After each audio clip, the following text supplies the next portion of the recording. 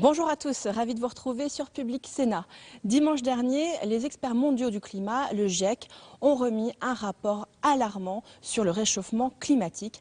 Un rapport qui souligne notamment la responsabilité des États pour apporter une réponse. Il est encore temps afin d'éviter les risques les plus sévères liés à l'élévation des températures. C'est dans ce contexte que la France s'est lancée dans la transition énergétique. Objectif affiché, réduire de 50% d'ici 2025 la part du nucléaire dans notre électricité. Également réduire de moitié notre consommation d'énergie d'ici 2050, donc consommer moins et consommer plus d'énergie renouvelable. L'été dernier, Ségolène Royal, la ministre de l'écologie, a présenté les grandes lignes de cette transition énergétique en Conseil des ministres. Le Sénat a également entamé ses travaux, ses études sur le sujet avec de nombreuses auditions débutées dès le printemps. Aujourd'hui, ils auditionnent des représentants du Conseil économique, social et environnemental, notamment le président de ce conseil, Jean-Paul Delevoye, ainsi que Jean Jouzel, climatologue, également membre du GIEC. Je suis très heureux, avec Hervé Maurey, qui va s'exprimer dans un instant, d'accueillir les représentants du Conseil économique, social et environnemental, en la personne d'abord de son président, Jean-Paul Delevoye, que nous connaissons bien les uns et les autres, l'ayant rencontré, pratiqué dans différents cénacles. Délégation qui est également composée autour du président de Jean Jouzel et de Laurent César, qui ont été les rapporteurs du Conseil économique et social et environnemental sur le projet de loi de transition énergétique. Quand je vois d'ailleurs Jean-Paul Delevoye ici, je sais qu'il nous a accueillis souvent dans le cadre du Conseil national de la transition énergétique, dont je faisais partie et qui a travaillé depuis plus de 2 ans sur ce secteur. Comme nous avons des contraintes horaires, à 11 heures, chacune des 2 commissions poursuit ses travaux. Donc, je vous propose, après que Hervé Maurey ait lui-même pris la parole, que nous puissions entendre nos invités.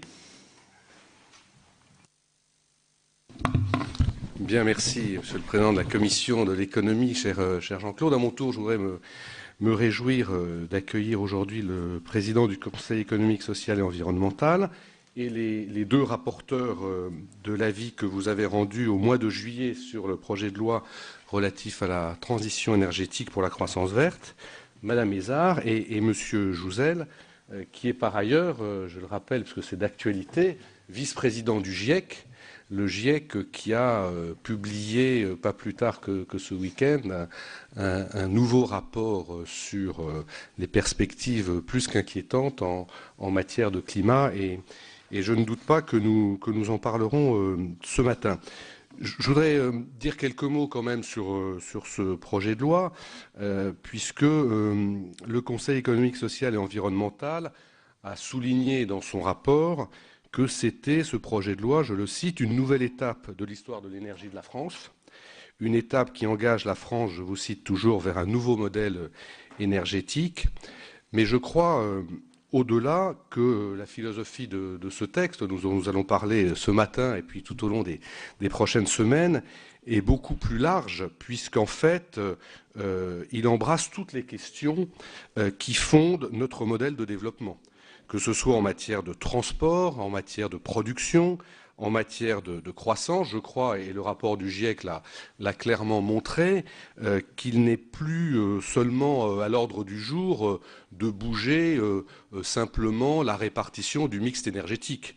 Je crois qu'il faut bien sûr aller au-delà, c'est-à-dire qu'il faut penser différemment l'imbrication entre nos modes de production, nos modes de vie, nos modes de comportement, nos modes comportementaux pour la préservation de notre planète, de sorte à mettre en place un nouveau modèle de développement dans lequel tout doit être lié.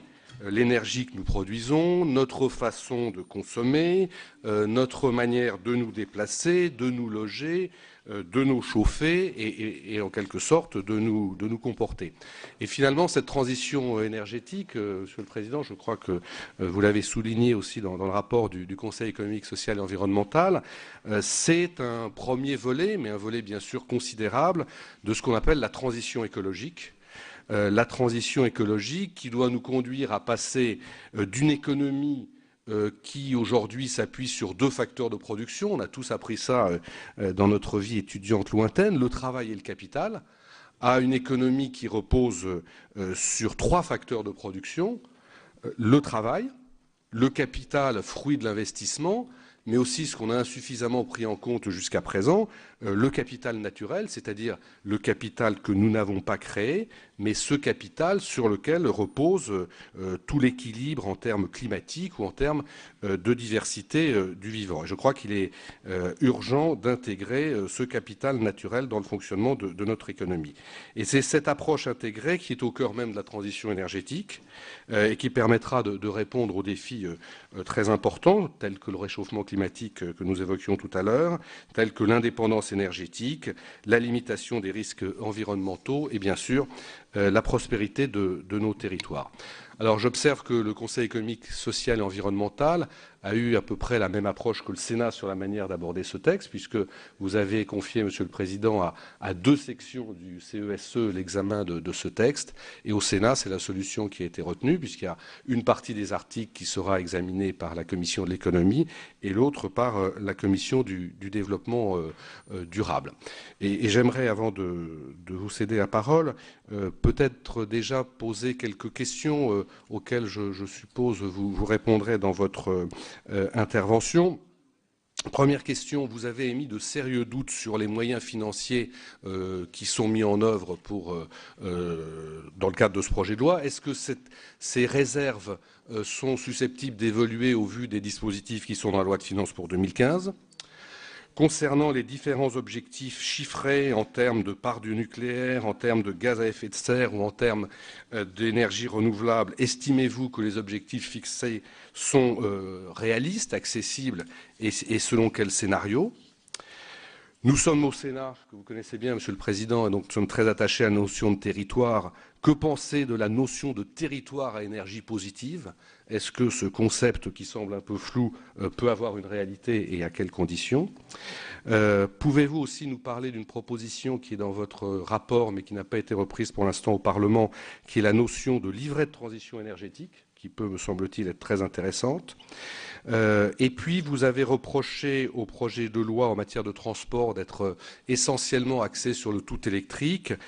Comment sortir, selon vous, de cette approche ? Enfin, dernière question, le rapport du GIEC insiste sur le fait qu'en matière climatique, il y a urgence à agir, mais qu'il est encore temps d'agir.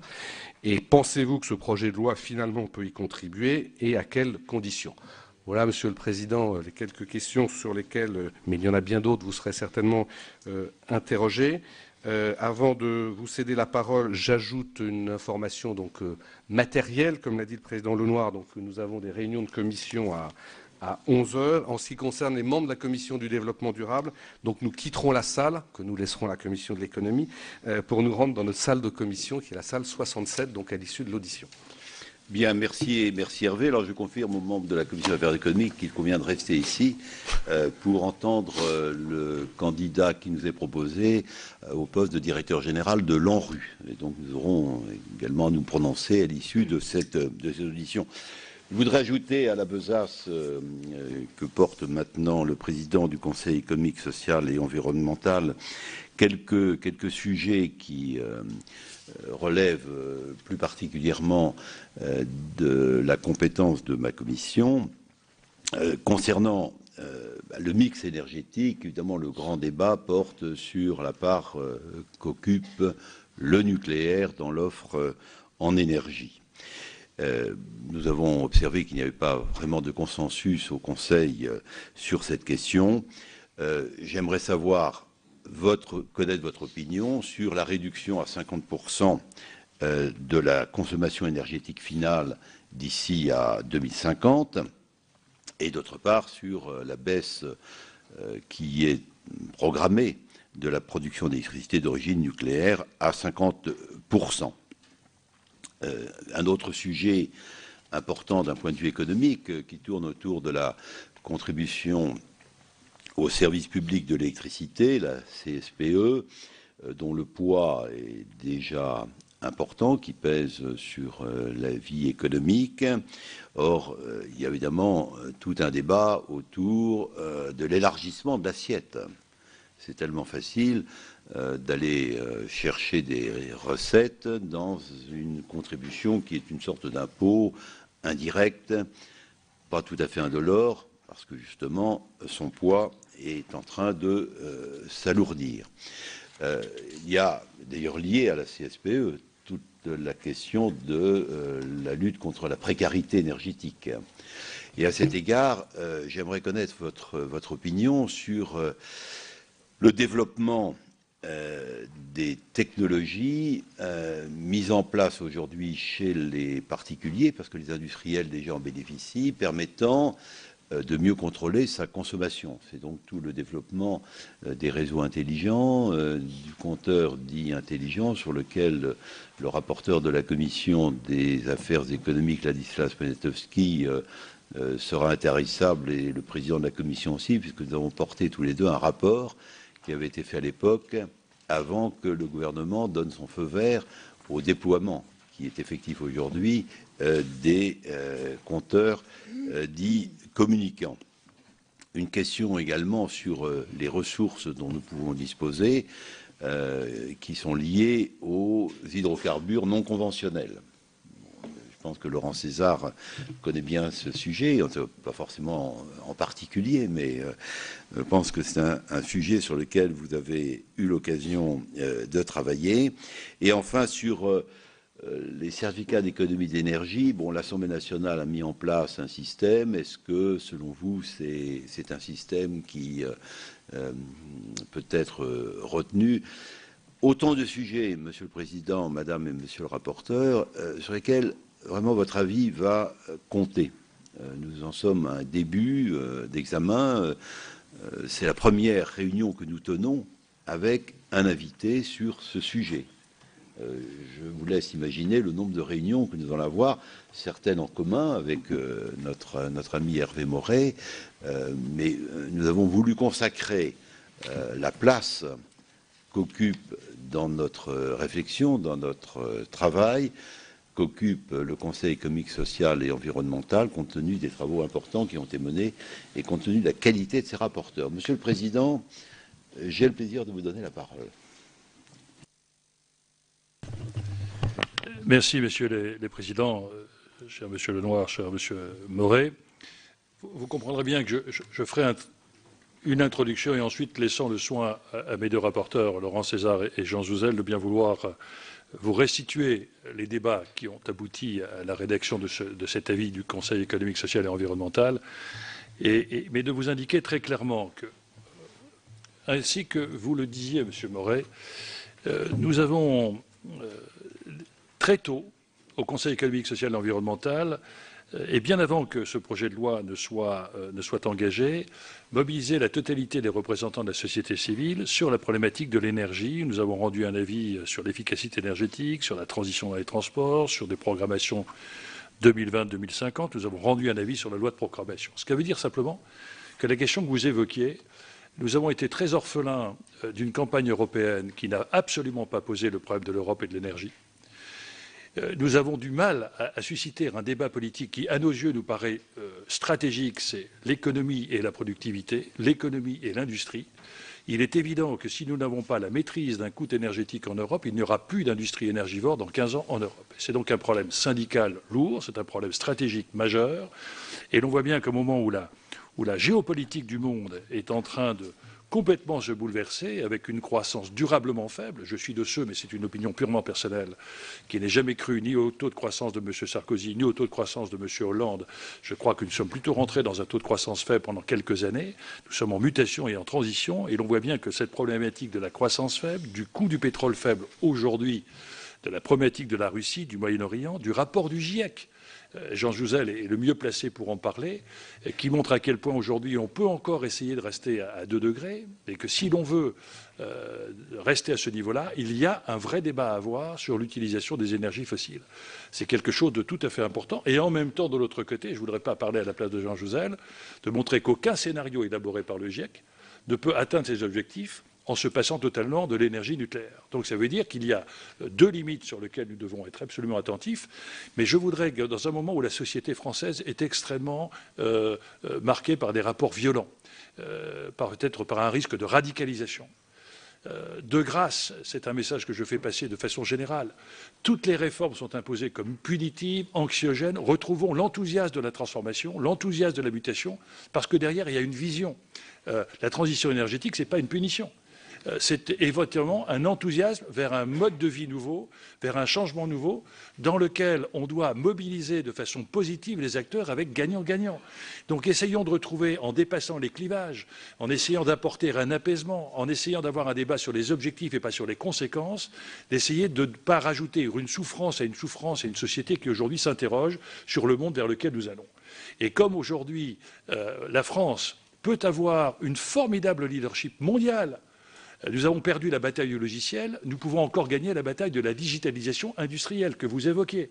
Et cette digitalisation va apporter dans la maîtrise de la précarité énergétique, dans la maîtrise de la conduite énergétique, dans l'intelligence des réseaux, quelque chose de tout à fait fondamental. Il est absolument incroyable de voir qu'au moment où la Commission européenne est sur le point de lancer 300 millions d'euros sur les infrastructures, de voir que nous n'avons pas une réflexion sur les connexions, sur les surproductions, sur la variabilité climatique selon les énergies. C'est un sujet sur lequel l'Europe, qui doit avoir une capacité de moraliser la mondialisation par un enjeu de société dans lequel la solidarité prend son compte sur les problèmes de rupture de parcours, que la modalisation continentale de la production d'énergie, de sa connexion, de sa transport et de sa modulation et de sa régulation ne soit pas portée aussi à l'échelle du monde. C'est un facteur de stabilité majeur.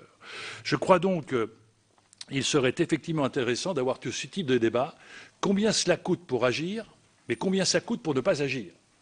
Et nous avons rendu au Conseil économique, social et environnemental une déclaration officielle avant la réunion des chefs d'État à Bruxelles pour dire que dans la préparation de la commission du COP21 dans laquelle nous sommes très engagés, nous souhaitons que cette déclaration des chefs d'État soit des contraintes. S'il n'y a pas de contraintes au niveau des États, il n'y aura pas d'engagement au niveau des acteurs locaux, même si nous avons reçu au CESE les représentants des régions du monde entier.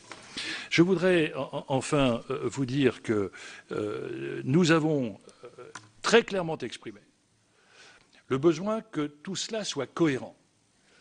La France est fatiguée des lois d'affichage qui ne se retrouvent pas dans les outils. Avoir des objectifs, c'est important. Derrière, il faut effectivement la traduction dans les outils fiscaux, dans les outils financiers, et au moment où vous êtes en train de travailler sur la réforme territoriale, sur la mobilisation des territoires. Je crois beaucoup à la force des territoires et effectivement cette notion de territoire, comment développer par la géostratégie politique une puissance énergétique à l'échelon de la planète et comment mobiliser les acteurs par une proximité politique permettant d'accompagner et de pouvoir responsabiliser. Il est évident que si nous sommes dans des taux de croissance faibles, les revenus de retraite, de salaire seront faibles.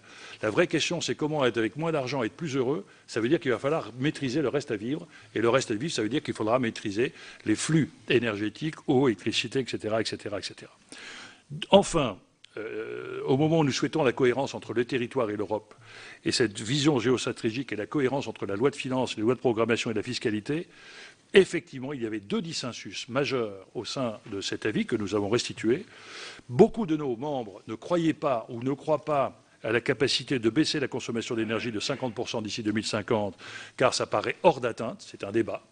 Et l'autre débat, c'est la diminution de la part du nucléaire dans la production électrique de 75 à 50%. Effectivement, ce débat est très clairement ouvert au sein de notre CESE. Je voudrais, sans plus tarder, compte tenu des contraintes horaires, mais aussi de la qualité du travail qui a été fourni par Jean Jouzel et par Laurent Zézard, leur demander de bien vouloir vous restituer les propositions que nous avons faites, certaines d'entre elles d'ailleurs ayant permis de modifier la loi qui a été présentée à l'Assemblée nationale et certaines propositions étant reprises par les parlementaires de l'Assemblée nationale. Bien, merci, Monsieur le Président. Donc, la parole est à Jean Jouzel. Si vous appuyez sur le rouge. Ah voilà, il faut appuyer sur un bouton. Voilà, je voyais bien, c'est gentil.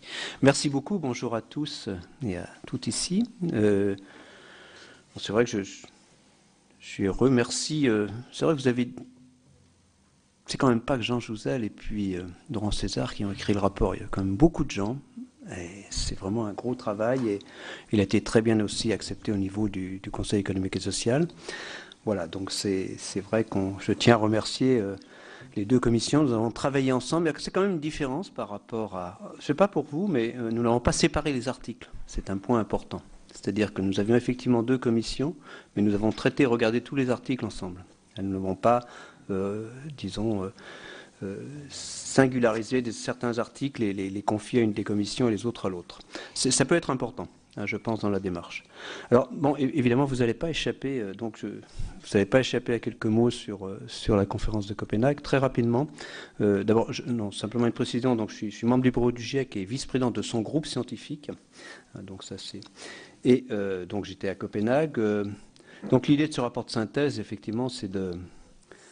Il n'y a pas d'éléments nouveaux, mais c'est de présenter de façon une véritable perspective, c'est-à-dire allant des causes du réchauffement climatique à l'attribution aux activités humaines, à ses impacts et aux solutions à mettre en œuvre. Je crois que c'est aussi, mettre un peu côte à côte, face à face, les problèmes d'adaptation au réchauffement climatique et ceux liés à la lutte contre les émissions des gaz à effet de serre. Donc où en sommes-nous? Je crois que c'est un diagnostic très clair.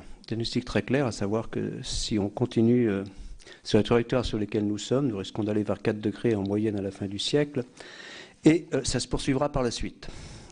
Et je dirais simplement, tous les voyants sont au rouge dans ce cas-là. Il faut quand même le savoir, il ne faudra pas nous dire après, alors bien sûr les voyants sont au rouge pour la fin du siècle, pour la deuxième partie du XXIe siècle, mais c'est quand même la responsabilité de nos générations. Alors les voyants sont au rouge dans tous les domaines, et je dirais simplement que, bon, je crois que tout le monde est convaincu qu'il faut éviter, disons d'aller vers ces zones de 4-5 degrés de réchauffement. Alors, ce qu'il faut faire, tout le monde le sait, puisque tous les pays ont adhéré, alors ce n'est pas une recommandation du GIEC, le GIEC ne fait pas de recommandation, mais tous les pays de cette planète ont adhéré à l'objectif de mettre en œuvre des mesures pour limiter le réchauffement climatique à long terme à 2 degrés. Maintenant, comment on passe de cet engagement à vraiment une action? Eh bien, on peut analyser. Donc, il y a un premier point qu'il faut souligner qui est quand même extrêmement prégnant, à savoir que quand on regarde l'augmentation de l'effet de serre, elle est pour les 3/4, une année comme cette année, liée à notre utilisation des combustibles fossiles. C'est le deuxième point important du rapport, c'est que la température de stabilisation à long terme, celle dont on parle dans cet accord climat, c'est-à-dire celle qui sera discutée à Paris l'an prochain, des 2 degrés, directement proportionnelle à la quantité cumulée de gaz carbonique. On a émis, donc, si on veut limiter à 2 degrés, 790 milliards de tonnes de carbone. On a utilisé les 2 tiers, donc on n'a plus le droit qu'à 250. 250, c'est 25 ans au rythme actuel. 250, c'est aussi 20% des réserves, moins de 20% des réserves, c'est-à-dire de ce qui est facilement accessible. Qu'on va, disons, très facilement accessible. Je ne parle pas des ressources, c'est 2 ou 3% des ressources de combustibles fossiles. Ces réserves, il faut savoir, et ça explique quand même mon opposition de climatologue au gaz de schiste, ces réserves ont doublé depuis 10 ans à travers pétrole non conventionnel, gaz non conventionnel. Donc, vous voyez bien la position du climatologue, c'est-à-dire que le même discours il y a 10 ans était on pourrait utiliser pratiquement 50% des réserves. Maintenant, c'est 20%. J'étais à l'AIE hier. L'AIE m'a invité à présenter le rapport du GIEC. Et c'est vrai qu'on sent bien que le secteur fossile n'est pas prêt. Mais il faut le faire. C'est important. Donc, alors évidemment, on ne va pas avoir 25 ans comme aujourd'hui, dans le meilleur des cas, et puis 0 après. Ce que conseillent les économistes du GIEC, enfin, disons pas ce que conseillent, on ne fait pas de recommandations, mais parmi les trajectoires possibles, c'est de diviser par 2, voire par 3 les émissions à horizon 2050, de continuer par la suite. Comment? Donc, le GIEC, effectivement, inclut dans efficacité énergétique, pas de surprise, met l'accent sur le renouvelable, inclut du nucléaire et du stockage, piégeage du gaz carbonique. Et même, comme il faut continuer par la suite, après 2050, à pratiquement arriver à des émissions nulles, toujours si on veut rester en dessous de 2 degrés. Mais je répète que tous les pays ont adhéré à cela. Il faut quand même le savoir. Donc, on parle de BECCS, c'est-à-dire, en gros, vous prenez une forêt, enfin, vous faites développer la biomasse, vous utilisez cette biomasse, mais avec stockage et piégeage de gaz carbonique, ce qui permet effectivement, c'est une des façons de pomper du CO2 de l'atmosphère. Donc ça, c'est le paysage.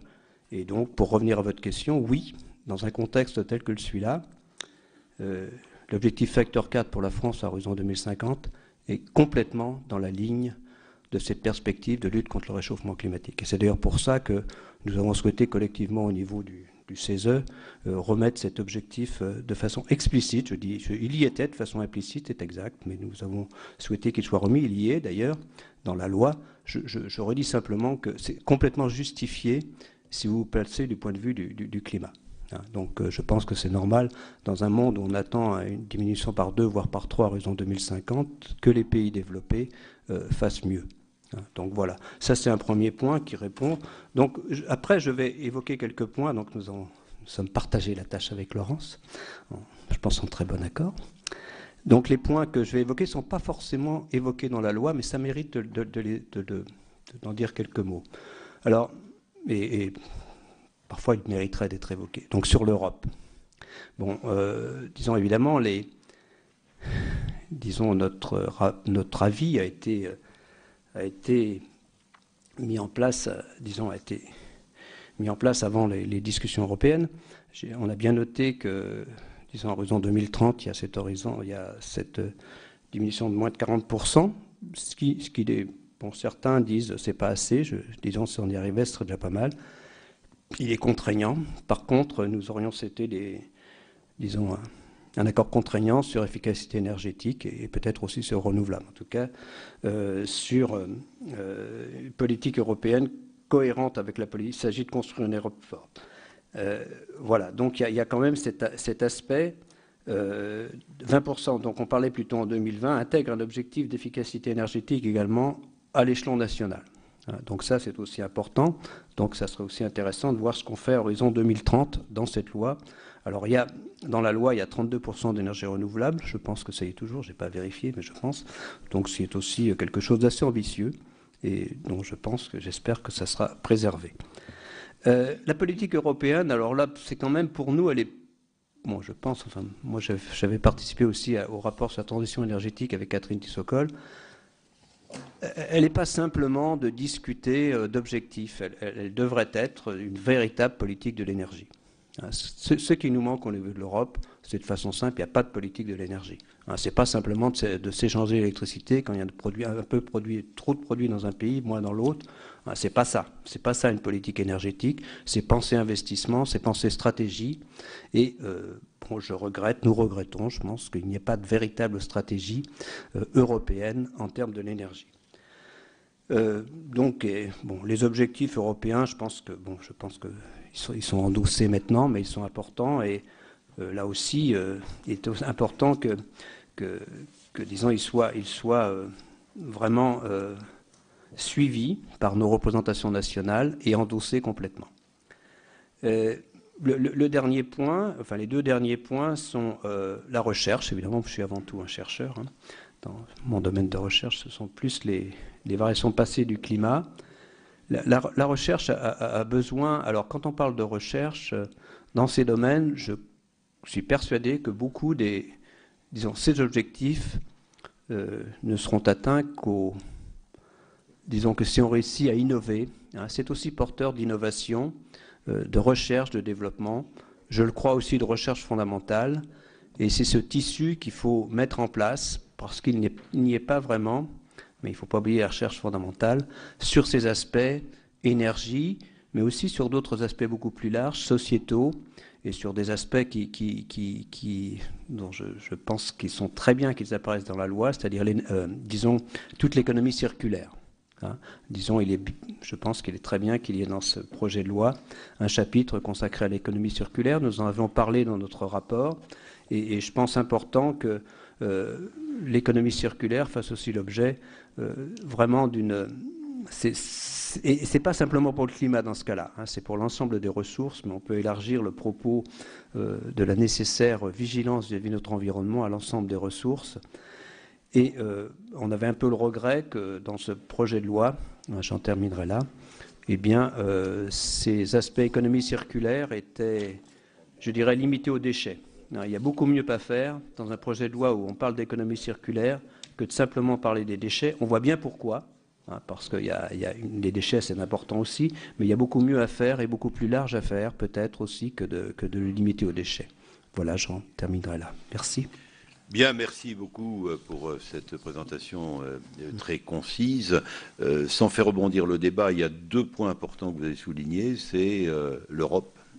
Il n'y a pas aujourd'hui de politique européenne dans le domaine de l'énergie, mais en revanche, la France, et j'en parlais à l'instant avec le président Delevoye, doit être le leader d'une politique intelligente dans le domaine de l'énergie en Europe. Et puis deuxièmement, la recherche. Il est vrai que si on était en mesure de progresser, notamment pour ce qui est du stockage de l'énergie, nous aurions résolu bien des problèmes qui se posent aujourd'hui. Alors, je donne maintenant la parole à Laurent César.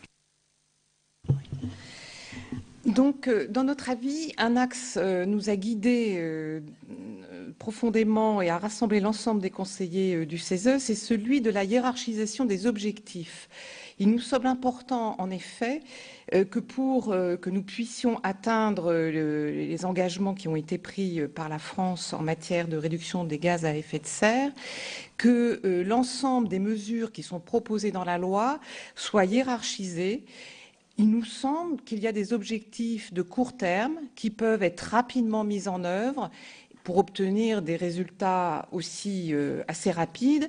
Il se trouve que ces résultats de court terme concernent des secteurs qui sont les plus énergivores, les bâtiments et le transport.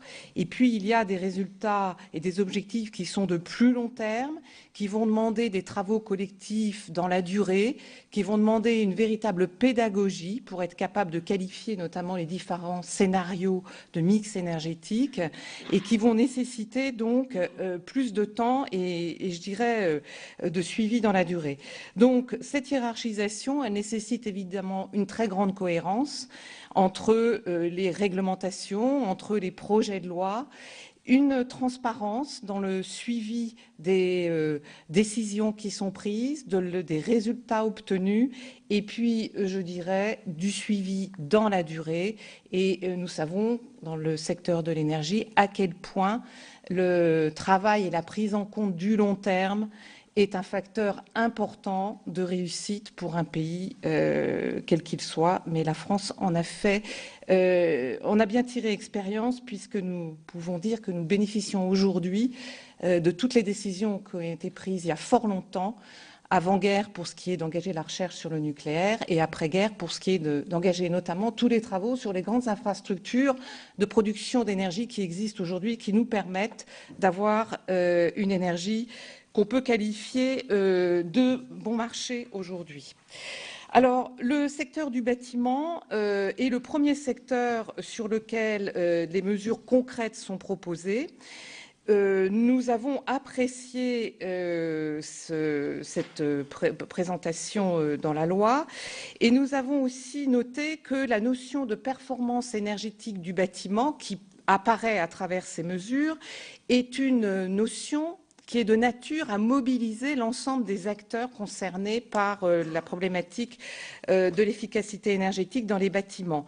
En effet, il nous semble qu'elle peut recevoir un large consensus, que ce soit à partir des maîtres d'ouvrage, des artisans, des lotisseurs, bref, de toute la profession concernée par la construction. Donc pour le neuf, il nous semble là qu'on a vraiment de la matière pour provoquer une réelle mobilisation, une réelle dynamique, avec évidemment tout un sujet sur la formation, sur les compétences, parce qu'on voit qu'il y a là aussi des matériaux qu'il faut connaître, des pratiques qu'il faut intégrer pour proposer aux maîtres d'ouvrage des solutions qui soient réellement efficaces en matière d'économie d'énergie, avec des matériaux qui sont peut-être pas les matériaux de basse qualité.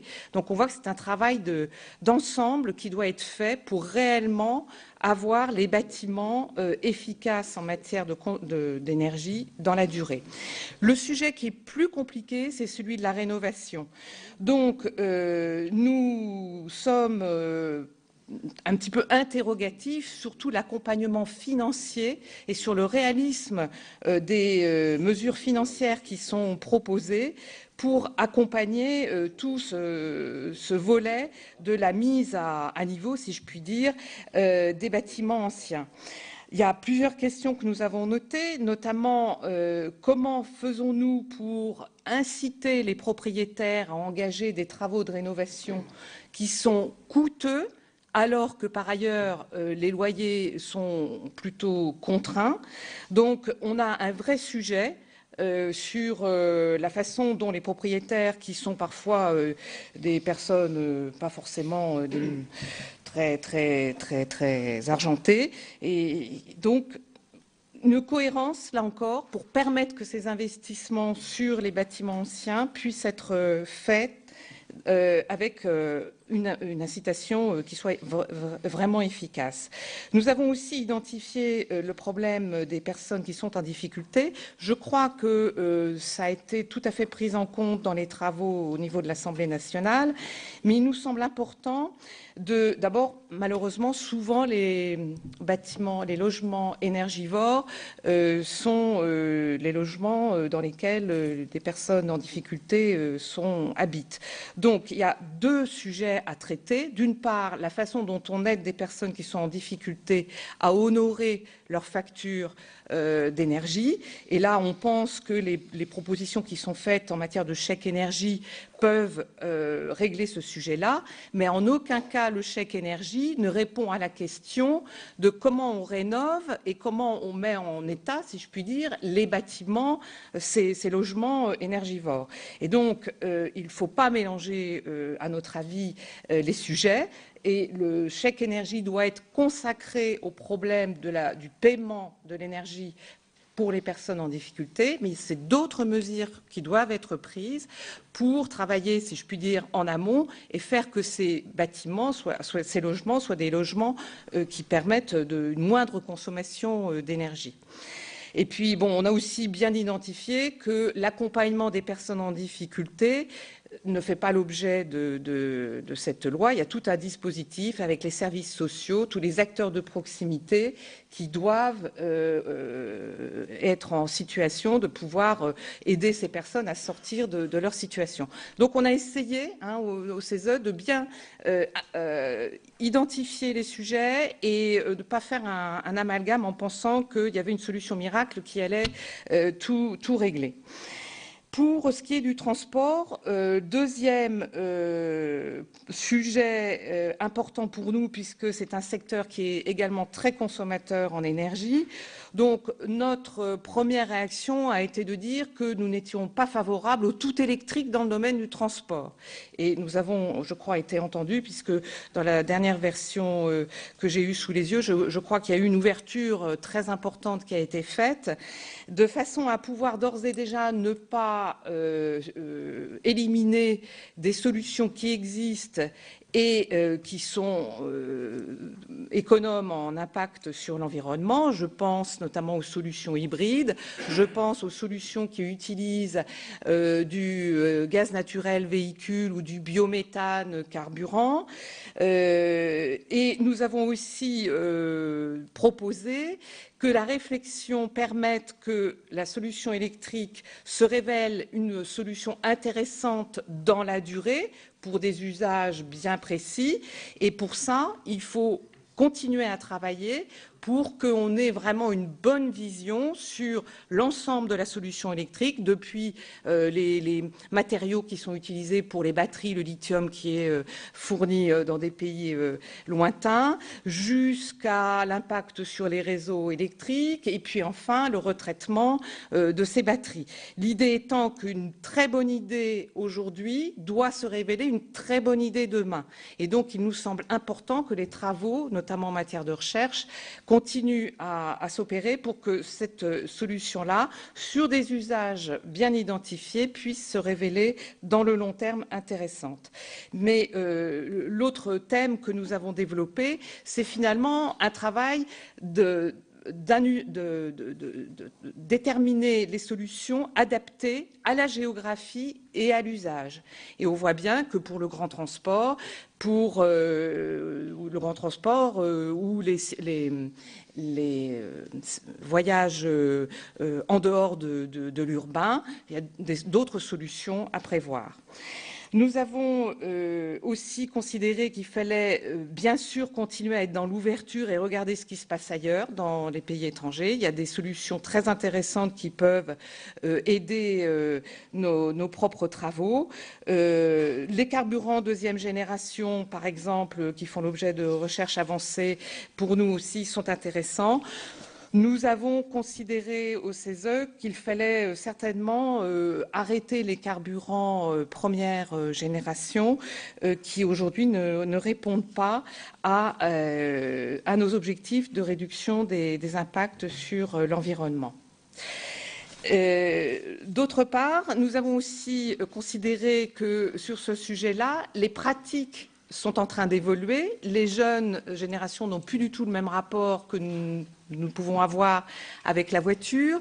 On voit toutes les applications dans les iPhones de Blablacar, etc. Enfin, la SNCF engage aussi une application pour aller sur le covoiturage, louer sa voiture à des personnes de proximité. Enfin, on voit des évolutions fortes. On voit aussi qu'il va falloir travailler sur les aménagements urbains pour justement intégrer cette autre relation au transport et notamment à la voiture.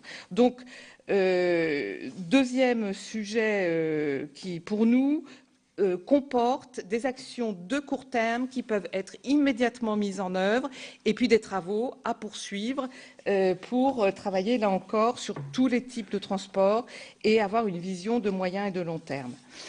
Un point qui a attiré aussi notre attention, c'est toute la gouvernance qui est proposée sur les plans pluriannuels de l'énergie, les instances qui sont aussi proposées. Alors, je n'ai pas dans la tête le résultat final des travaux après les discussions à l'Assemblée nationale, mais nous, notre leitmotiv, c'était d'une part, pour ce qui est des instances, la simplification. On a vu apparaître dans le texte sur lequel nous avons travaillé un nombre important de nouvelles instances. Certaines ne nous semblaient pas très bien calées, notamment un comité d'experts dont on avait du mal à bien comprendre son rôle dans le dispositif. Et nous avons aussi souhaité une remise à plat du système existant parce que, bon, c'est vrai que c'est un peu mon expérience d'ex-dirigeante. Quand on crée quelque chose de nouveau, je pense qu'il est utile d'expliquer ce qu'on supprime. En le thème de la simplification des procédures, la simplification des prises de décision, je pense que c'est quelque chose d'important, qui nécessite un travail en profondeur, mais qui est absolument nécessaire. Il nous a semblé aussi que la programmation pluriannuelle de l'énergie, donc qui est prévue sur 5 ans, doit concerner toutes les énergies. Et je ne cesse de le dire, y compris le pétrole. Le nucléaire est concerné, le gaz est concerné, les énergies renouvelables sont concernées. Je pense, et les travaux du GIEC, et ce que j'ai entendu ce matin du président du GIEC et que Jean nous a rappelé tout à l'heure, montrent à l'évidence que toutes les énergies doivent être travaillées. Et donc, dans notre rapport, nous avons proposer, suggérer que vraiment il y ait une approche sur l'ensemble des énergies et non pas concentrée uniquement sur le problème énergie renouvelable et nucléaire. Sur ce sujet-là, nous avons apprécié que des mesures soient prises pour le nucléaire en exploitation, qui est un vrai sujet à part entière, et tout ce qui consiste à améliorer l'information, la transparence et le rôle de l'autorité de sûreté nucléaire a particulièrement été soutenu par les conseillers du CESE. Donc sur ce point-là, nous n'avons pas eu de remarques dissonantes. Nous avons bien différencié le nucléaire de demain, considérant, et c'est là que dans notre Assemblée, il y a un dissensus avec des personnes qui pensent que le scénario proposé est irréaliste et d'autres qui pensent qu'il faut aller beaucoup plus loin. Ce qui était intéressant dans les travaux que nous avons menés, c'est que nous avons réussi à sortir de ce dogmatisme dont nous avons l'habitude pour dire nous croyons suffisamment à l'importance des objectifs globaux sur les réductions des gaz à effet de serre pour tenter de poser des pierres sur ce chemin-là et avancer en mettant un petit peu de côté nos dogmatismes. Et c'est ainsi que notre recommandation est de continuer le travail sur les scénarios de mix énergétique qui, de notre avis, ne sont pas terminés, de façon à pouvoir les éclairer complètement sur les impacts en matière de coûts, en matière d'impact environnemental, nous mettent-ils ou pas dans le bon sens pour aller vers la réussite des objectifs de réduction des gaz à effet de serre, quels sont les risques de chacun de ces scénarios et quel est l'impact sur la facture du consommateur. Donc il nous semble que si nous voulons vraiment aller dans cette volonté d'une transition. La transition, on a beaucoup insisté pour que ce mot-là soit conservé. D'ailleurs, c'est pour ça que nous, on avait repris le titre du document qui nous avait été proposé. On avait nouveau modèle énergétique, mais notre premier propos à Ségolène Royal a été de lui dire, Madame la Ministre, nous souhaitons, nous, que votre projet de loi reprenne bien le thème de la transition énergétique. Parce qu'il s'agit bien de créer une mobilisation collective et positive pour passer d'une situation telle qu'elle est aujourd'hui à une autre que nous ne connaissons pas et qu'il nous faut construire ensemble. Il y a un thème sur la pédagogie, sur la façon dont on travaille ensemble pour créer les conditions de choix éclairés et qui réellement permettent au niveau local, parce que je pense qu'il y a beaucoup de décisions qui sont du ressort presque de l'individu, de mon choix à moi en tant que consommateur, au niveau des intercommunalités et au niveau de la région, dans une cohérence avec un programme national. Donc d'où notre souhait, là aussi, de la cohérence entre les évolutions de l'organisation territoriale et les évolutions en matière de transition énergétique, avec une claire identification des marges de manœuvre qui seront possibles et nécessaires à chacun de ces niveaux de notre organisation territoriale de demain. Voilà, merci de votre attention. Merci Laurence pour cet exposé extrêmement riche. Alors, nous sommes entendus avec Hervé pour donner la parole alternativement à un représentant de la Commission Affaires économiques, et nous allons commencer par les rapporteurs, et de la Commission du développement durable, et ensuite les membres des deux commissions se manifestent auprès des présidents respectifs pour signaler leur souhait d'intervenir. Je voudrais simplement ajouter un point important, je ne suis pas sûr qu'on l'ait vraiment évoqué. Quelle va être la demande en énergie d'ici à 2030, 2040, 2050 ? C'est fondamental. Je ne veux pas engager plus avant le débat, mais c'est un sujet qui déjà divise, parce que l'offre doit, notamment pour l'électricité, correspondre exactement à la demande. Oui, parce que l'économie numérique va consommer. Eh bien voilà, c'est avec l'économie numérique et les transports. Et les transports, notamment le véhicule électrique. Alors, si vous voulez, Hervé, un petit mot. Non, juste un mot d'abord pour dire qu'en ce qui concerne la commission du développement durable, nous n'avons pas encore nommé notre rapporteur, puisque nous devons le faire à l'issue de cette réunion. Donc je donnerai la parole à un candidat au poste de rapporteur sur ce projet de loi. Je le dis pas pour les membres de la commission, qu'ils ne s'étonnent pas de voir un rapporteur s'exprimer alors que nous ne l'avons pas nommé. C'est un pré-rapporteur, appelons ça comme on le veut. Simplement, je ne vais pas non plus rebondir sur tout ce qui a été dit, parce que beaucoup de choses ont été dites d'une grande qualité, et je crois que nous avons tous beaucoup appris ce matin. Moi, j'aimerais juste relever deux choses qui m'ont paru particulièrement importantes. D'abord, c'est l'optimisme du président Delevoye, et je crois qu'il a raison. On est dans un pays où la réforme est forcément aujourd'hui perçue comme négative, forcément anxiogène, en ce domaine comme en d'autres. Et je crois qu'il faut que, sur ce texte comme sur d'autres, on arrive à positiver les choses et effectivement à montrer que la réforme, sans on n'arrivera jamais à rien dans ce pays, la réforme, elle peut aussi symboliser l'espoir et une nouvelle voie et un nouveau chemin.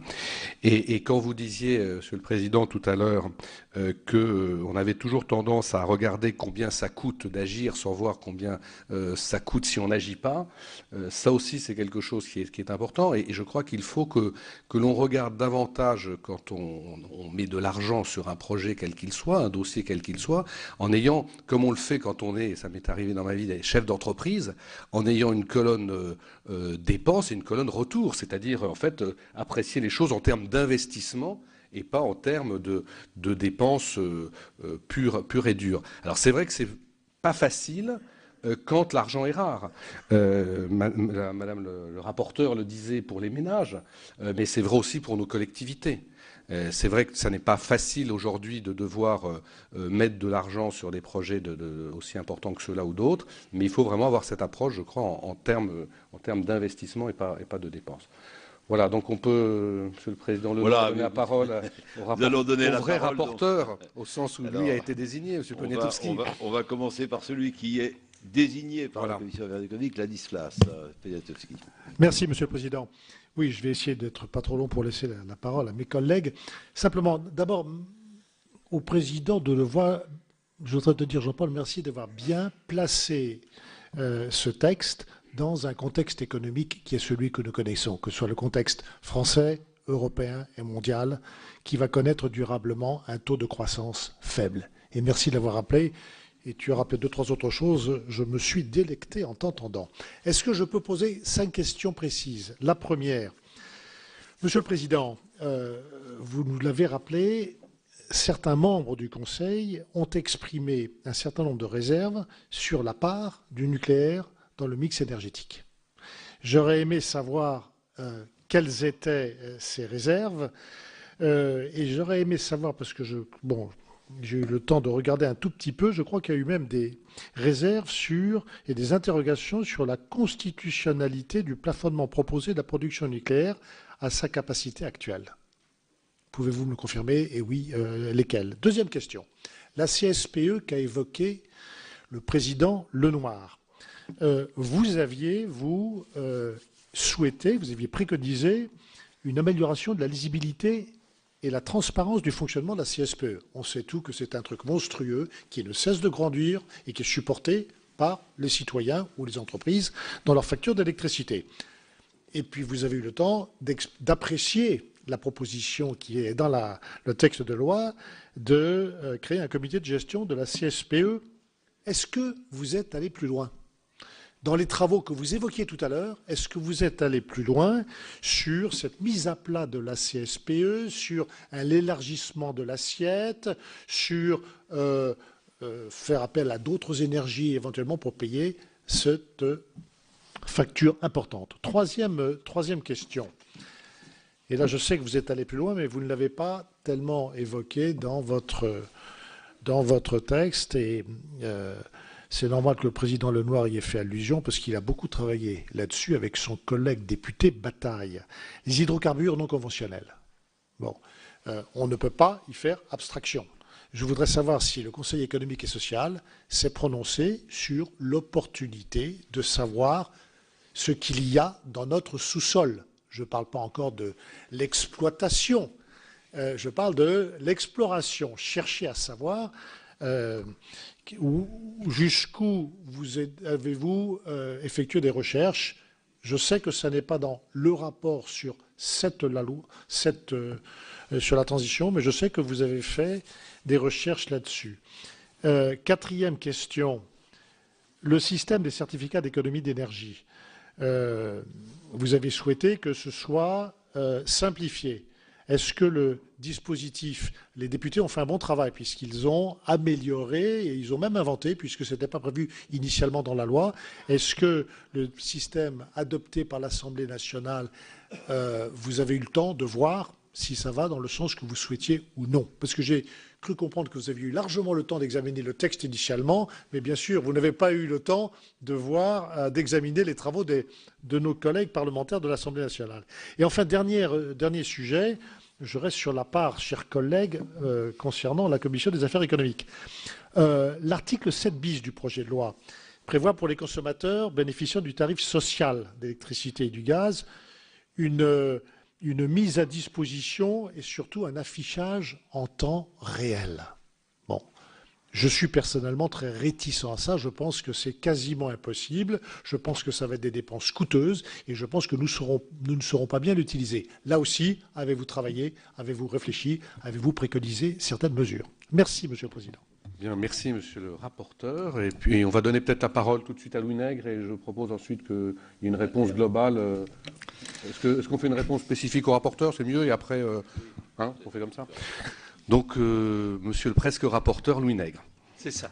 Rapporteur pressenti, c'est un truc bizarre, mais bon, ça existe, la preuve. Donc, merci, Président Delevoye, merci au rapporteur, merci à nos présidents de nous retrouver ici avec un travail, je dirais, avec mon collègue rapporteur de la Commission des affaires économiques, qui a été en partie mâché, je dirais, par le CESE.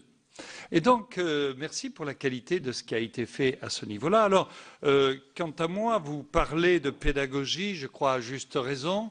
La première remarque que je ferai, c'est que il s'agit d'une véritable révolution culturelle. C'est quelque chose qui touche profondément. Et il va falloir de la pédagogie si on veut obtenir les résultats que nous recherchons. Vous avez parlé tout à l'heure de loi d'affichage. Pour avoir été rapporteur du Grenelle 2 de l'environnement, j'ai encore souvenir les objectifs qu'on s'était fixés, qui ont été votés à la quasi-unanimité et que nous n'avons jamais atteints, parce que nous n'avons pas mis les mesures qu'il fallait mettre en face. Donc, Monsieur Jouzel, vous sonnez le tocsin. Vous dites les voyants sont au rouge. C'est vrai, vraisemblablement vrai. Bon, quelles sont les mesures que nous prenons concrètement pour faire en sorte que nous puissions atteindre les objectifs qui sont, vous l'avez dit et répété, et je souhaite que ça soit un élément important, je n'en suis pas persuadé que ça soit dans tous les esprits, les 2% sont validés par tous les États. On annonce ça à nos concitoyens, les États ont dit, et je retourne dans mon Grenelle 2, nous avons dit que, et nous n'avons pas les résultats à l'arrivée parce que nous n'avons pas pris les mesures. Si la première question que je pourrais poser est une question très basique. On veut faire quelque chose, mais avec quel argent? Et je trouve que dans ce texte, il y a un manque de précision évident. Si nous n'avons pas les moyens à mettre en face ce que nous préconisons, nous n'arriverons pas à atteindre l'objectif. Donc, première question, quel est, selon vous, les financements possibles pour atteindre les objectifs que nous nous donnons dans ce texte? Deuxièmement, est-ce que ce texte, selon vous, est à la hauteur de l'enjeu? Et je rajouterai, quels sont les angles morts, si vous me permettez ce terme, qui n'y figurent pas? Troisièmement, pour rester dans mon domaine et aller très rapidement sur la mobilité, qui représente 26% de gaz à effet de serre, c'est quelque chose d'important. Vous avez dit le véhicule électrique est insuffisant. Et le seul objectif chiffré que l'on trouve dans ce texte, c'est 7 millions de bornes de recharge alors qu'on est à 8 000. Ayant été l'auteur du livre vert sur les véhicules électriques, j'entends bien votre remarque, mais c'est un début et il faut continuer parce que du véhicule électrique, on passera vraisemblablement à l'hydrogène et ça sera une avancée considérable pour l'ensemble de nos concitoyens dont je rappelle qu'aujourd'hui, la nuisance numéro 1 pour les urbains, c'est le bruit.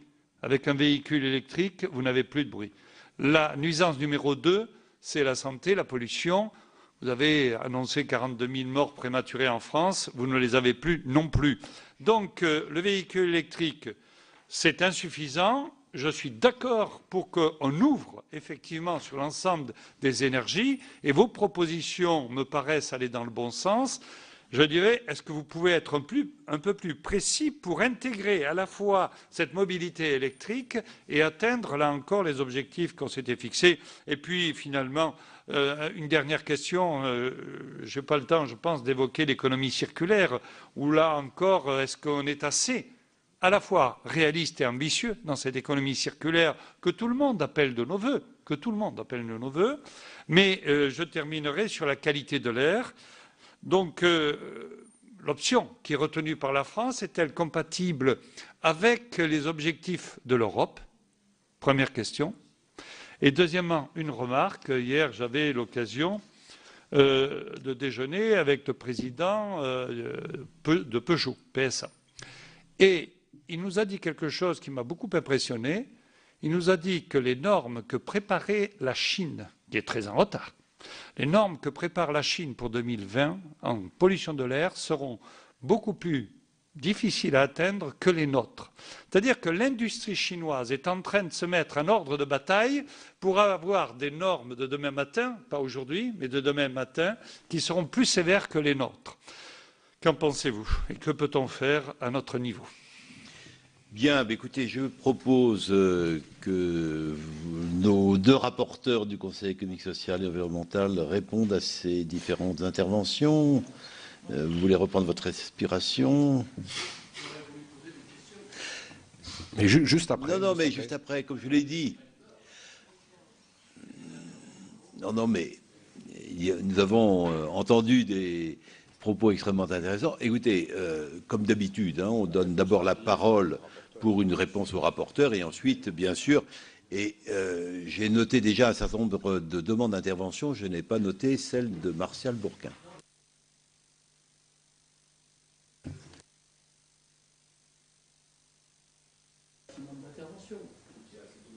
C'est une recommandation qui est déjà entendue par ceux qui vont intervenir.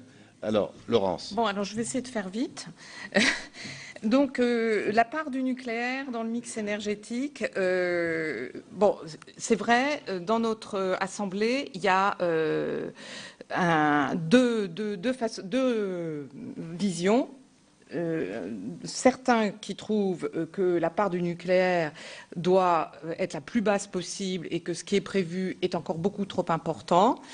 Et d'autres qui disent que c'est complètement irréaliste et qu'on ne pourra pas atteindre les objectifs d'impact environnementaux si on ne garde pas une part importante, enfin une part, je ne vais pas la qualifier, dans les scénarios de mix énergétique. Mais je vous le disais tout à l'heure, on a voulu essayer de sortir de ça en disant, d'abord, il faut qu'on soit en relation avec l'évolution de la croissance ou pas de consommation d'électricité notamment, de façon à avoir des chiffres à partir desquels on puisse réellement travailler. Et deuxièmement, mettre en place des objectifs très concrets pour diminuer rapidement l'appel à des énergies qui ont un impact en carbone important. Donc il nous a semblé là aussi qu'il fallait commencer par une approche pragmatique, concrète, de façon à pouvoir après qualifier d'une façon organisée et réaliste la diminution ou pas du nucléaire, à quelle échéance, selon quelle modalité. Alors nous n'avons pas travaillé sur la constitutionnalité. Un des conseillers a mis en avant ce sujet-là, mais nous-mêmes, nous ne l'avons pas travaillé. Et je crois que le Conseil d'État doit traiter cette question, il me semble. Sur la CSPE, alors là, c'est un sujet qui nous a beaucoup intéressés. Nous trouvons que l'instance qui est proposée pour avoir de la transparence, du suivi, du contrôle est absolument nécessaire. Nous considérons qu'il est tout à fait prématuré d'élargir l'assiette de cette CSPE, considérant que le principe de base, c'est que chaque énergie doit supporter ses externalités. Donc, si on veut avoir une vraie transparence et une vraie compréhension du coût de chacune des énergies, essayons d'aller dans cet objectif-là et n'utilisons pas la CSPE comme le fourre-tout, là aussi, qui va régler tout. On a un urgent besoin de comprendre et de connaître le coût de chacune des énergies, de façon à pouvoir, là aussi, faire des choix dans la durée.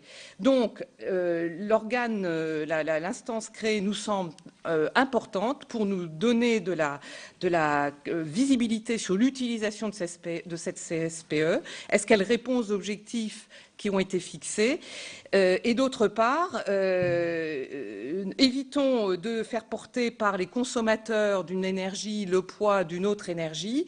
Ça ne pourrait aboutir qu'à un brouillage qui ne nous semble pas du tout aller dans le sens d'une bonne compréhension des choix à faire pour demain. Je pourrais y revenir et j'ai éventuellement un petit papier que je pourrais vous remettre si ça peut vous intéresser. Bien. Voilà. Sur les hydrocarbures non conventionnels, alors, nous n'avons pas, nous, à l'occasion de cet avis, travaillé sur le sujet. Donc, je ne vais pas donner mon avis personnel qui n'a pas franchement d'intérêt. Sur les certificats d'économie d'énergie, alors, nous avons souhaité donc qu'ils soient simplifiés et qu'ils soient évalués et surtout qu'il y ait une meilleure gouvernance qui puisse intégrer les acteurs représentatifs. Donc, on a là encore demandé un dispositif qui permette une meilleure lisibilité et pour une plus grande efficacité. Je ne sais pas si tu veux rajouter quelque chose là-dessus. Et puis, alors l'affichage en temps réel de la consommation, alors là c'est un sujet que je connais un petit peu puisque je me suis occupée à l'époque des compteurs communicants pour le gaz et nous avions fait, et nous travaillons la main dans la main avec les électriciens sur ce projet-là et nous avions fait des tables rondes dans les expérimentations avec des clients de tout ordre, particulier ou pas. Et globalement, l'affichage en temps réel ne leur apportait pas grand-chose.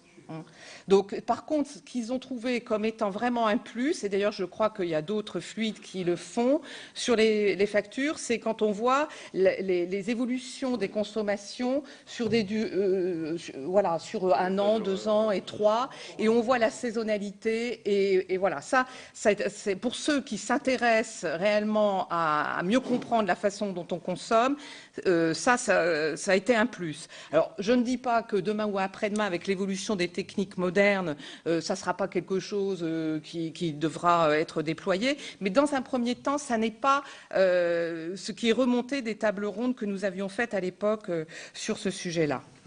Alors, il peut y avoir après, sur des usages ou des process particuliers, des besoins. Mais je pense que ça, déjà, les personnes qui ont des process de production très consommateurs d'énergie, on doit avoir ce qu'il faut pour piloter leur consommation. Alors, bon, la pédagogie, bon, je pense que oui, enfin, je me permets de dire que pour moi et pour le CESE, on a tous bien intégré. Et le travail que nous avons fait dans un temps très court, le texte, on l'a eu, et on avait 3 semaines pour produire notre avis. Donc, on avait devant nous 80 conseillers, des plus écolos, j'allais dire, aux plus nucléocrates. Et il fallait qu'en 3 semaines, on arrive à commettre un avis. Et nous nous étions engagés, Jean et moi, à ce que ça ne soit pas la liste des dissensus. Sinon, on se dit qu'on n'apporterait rien aux travaux. Donc, on s'est fixé l'objectif de sortir avec un avis qui serait peut-être modeste, mais où il y aurait vraiment une volonté collective d'avancer. Et on a fait l'expérience que pendant ce travail assez intense qui s'est passé, eh bien, il y a eu de la pédagogie, on s'est écouté, on a pu apporter des éléments de compréhension, mettre en perspective, et vraiment, ça vaut le coup, ça prend du temps, mais ça doit se faire, à mon avis, au local, partout, sur le terrain, parce que c'est un sujet sur lequel il y a beaucoup d'idées reçues qui circulent, on n'y connaît pas grand-chose, c'est compliqué. Alors certains vont dire en plus à certaines entreprises qui sont plutôt opaques, je ne sais pas, mais en tout cas, je pense que c'est vraiment un sujet qui est de l'ordre de l'intérêt du citoyen. Et si on veut prendre des décisions de moyen et long terme qui soient réellement éclairées, eh bien c'est nécessaire. Je suis un peu enthousiaste là-dessus, mais je pense qu'il n'y a pas d'autre solution. L'économie circulaire, je vais peut-être te laisser... Oui. Et puis la qualité de l'air, je te laisse. Oui, alors 2 ou 3 choses. Oui, la pédagogie, bien sûr qu'il faut... Mais bon, ça fait quand même 30 ans qu'on répète les mêmes choses du point de vue climat. On peut continuer à faire de la pédagogie, mais à un moment, il faut agir. Je vais être très clair. Donc, à un moment, bon, c'est bien gentil, mais donc oui, on essaye d'en faire, bien sûr. Quel argent? Alors moi, bon, c'est vrai que c'est probablement dans les angles morts, c'est probablement l'aspect financier de la loi qui est peut-être le plus faible. Je rappelle une chose que je n'ai pas dite, mais qui est importante dans ce contexte, parce que notre Conseil a réaffirmé que la transition énergétique requiert qu'un prix suffisamment incitatif soit donné au carbone. Si on ne donne pas de prix au carbone, rien ne se passera. Il faut des instruments économiques, des leviers fiscaux. Quand on voit le rapport, le second rapport Stern, qui, bon, 600 milliards au niveau mondial de subsides aux combustibles fossiles et 400 milliards pour lutter contre le réchauffement climatique, on se pose des questions quand même sur ce système dans lequel on vit. Il faut quand même le savoir. Ce sont des chiffres qui sont sur la place publique. Donc on peut les contester, on peut en discuter, mais ils sont là. Donc ça, je parle bien au niveau mondial. Donc effectivement... l'angle mort, c'est peut-être l'argent. Moi, j'aurais aimé, je le redis, j'étais très impliqué dans le Grenelle de l'environnement, d'où est née cette idée de contribution climat-énergie. Je suis breton, mais je regrette que l'écotaxe n'ait pas été mise en œuvre. On aurait pu en discuter, mais je le dis franchement. Même en étant breton, et je le dis aussi en Bretagne. Donc, ce n'est pas le problème. Non, mais à un moment, si effectivement, il faut des moyens financiers et des leviers fiscaux, quand on me dit ça. Donc, angle mort, je pense que c'est cela qui fera une difficulté pour la loi, sa mise en œuvre. Consommation d'énergie, je me suis aussi beaucoup impliqué dans le débat national sur la transition énergétique. J'étais membre du comité de pilotage. Il y a quand même beaucoup de travaux de fait sur, oui, bien sûr qu'il faut diminuer notre consommation énergétique en France à horizon 2050. Tous les scénarios le disent. Et quand même, c'est un bénéfice. N'oubliez pas que c'est 70 milliards d'importations chaque année, pratiquement le déficit. Donc quel est le mal à diminuer nos importations de combustibles fossiles? Il faudra qu'on nous le dise. Oui, c'est bien. Alors les scénarios, c'est quoi? Il y a ceux qui vont de moins de 20%. Effectivement, il y a tout un ensemble de scénarios. Je vous invite à les regarder, mais ça existe. Le débat national sur la transition énergétique. Tous les scénarios ont été examinés. Tous les scénarios montrent une diminution de la consommation d'énergie. Les moins ambitieux de 20%, les plus ambitieux effectivement de 50%. Effectivement, et c'est passé dans l'objectif de la loi, c'est plus une conséquence du double objectif de division par 4 et la diminution de la part du nucléaire qui amène de façon effectivement à une diminution de 50%. Voilà sur ce point. La qualité de l'air et la Chine, oui, j'étais aussi à l'AIE l'an dernier, hier, disons, l'ambition chinoise est très claire, a été réaffirmée à cette conférence à laquelle j'étais. Bien sûr que les Chinois ont compris, parce que leur vrai problème c'est le charbon, et il faut aussi qu'on comprenne que effectivement la pollution, et on ne peut pas revenir sur ces aspects pollution doivent être traités, ils sont quand même assez proches de ceux qu'on traite. Il n'y a pas non plus beaucoup de pollution si on utilise le gaz, donc on peut aussi dire ça. Il y a moins de pollution que si on utilise le diesel. Ce n'est pas ce débat, mais il doit être à l'esprit. Et je veux dire une chose que je dis souvent, cette transition, elle est inexorable. Hein, j'ai Paul Vergès en face de moi. Paul sait qu'on va devoir s'adapter au réchauffement climatique. Hein. Donc, il ne faut pas jouer avec ça. Ne dites pas, on ne sera plus là, mais ne dites pas, on ne savait pas. Hein. C'est clair, il ne faut pas jouer avec ça. Et c'est clair qu'il faut changer de mode de développement, pour moi, je le dis. Hein, et on va devoir s'adapter au réchauffement climatique. De toute façon, il faut penser à cela. Mais je redis que si on ne fait rien, on va vraiment vers des zones où ça sera très très difficile de s'adapter. Voilà, donc ce sont des points clairs. Moi, je me suis aussi impliqué dans... Je dis ça parce que c'est un autre rapport du CESE sur l'adaptation au réchauffement climatique que j'évoque ici, pas celui dont on parle aujourd'hui. Donc voilà, donc moi je pense qu'il faut de l'ambition. Alors je redis, dans la loi, l'ambition y est, dans les objectifs, je le pense. Maintenant, la loi elle sera jugée à sa capacité à être mise en œuvre. Et voilà, c'est tout. Je le dis et je le redis, y compris à la radio quand on m'interroge. La force de la loi est ambitieuse dans ses objectifs, pour moi. Elle est tout à fait en ligne avec les objectifs climat. Après, c'est sa mise en œuvre sur laquelle on jugera effectivement, de sa capacité, de la capacité de notre pays à la mettre en œuvre. Bien, merci Monsieur Jouzel. Alors, compte tenu des arrêts de jeu, on va prolonger un peu en accord avec des personnes à l'extérieur, donc 15 minutes de plus. Alors, on va alterner les prises de parole. Roland Courteau pour les affaires économiques. Merci, Monsieur le Président. Oui, mais tout a été dit, ou presque. Hein. Je dois donc éliminer une série de questions, puisque nous avons déjà eu les réponses. Je voudrais revenir sur les propos de Monsieur le Président. Vous avez dit que les mesures ne doivent pas être punitives. Il faut que l'on se retrouve dans l'enthousiasme. Vous avez dit quelque chose comme cela. Je crois en effet, que pour réussir la transition, il faudra évidemment des moyens. On vient d'en parler.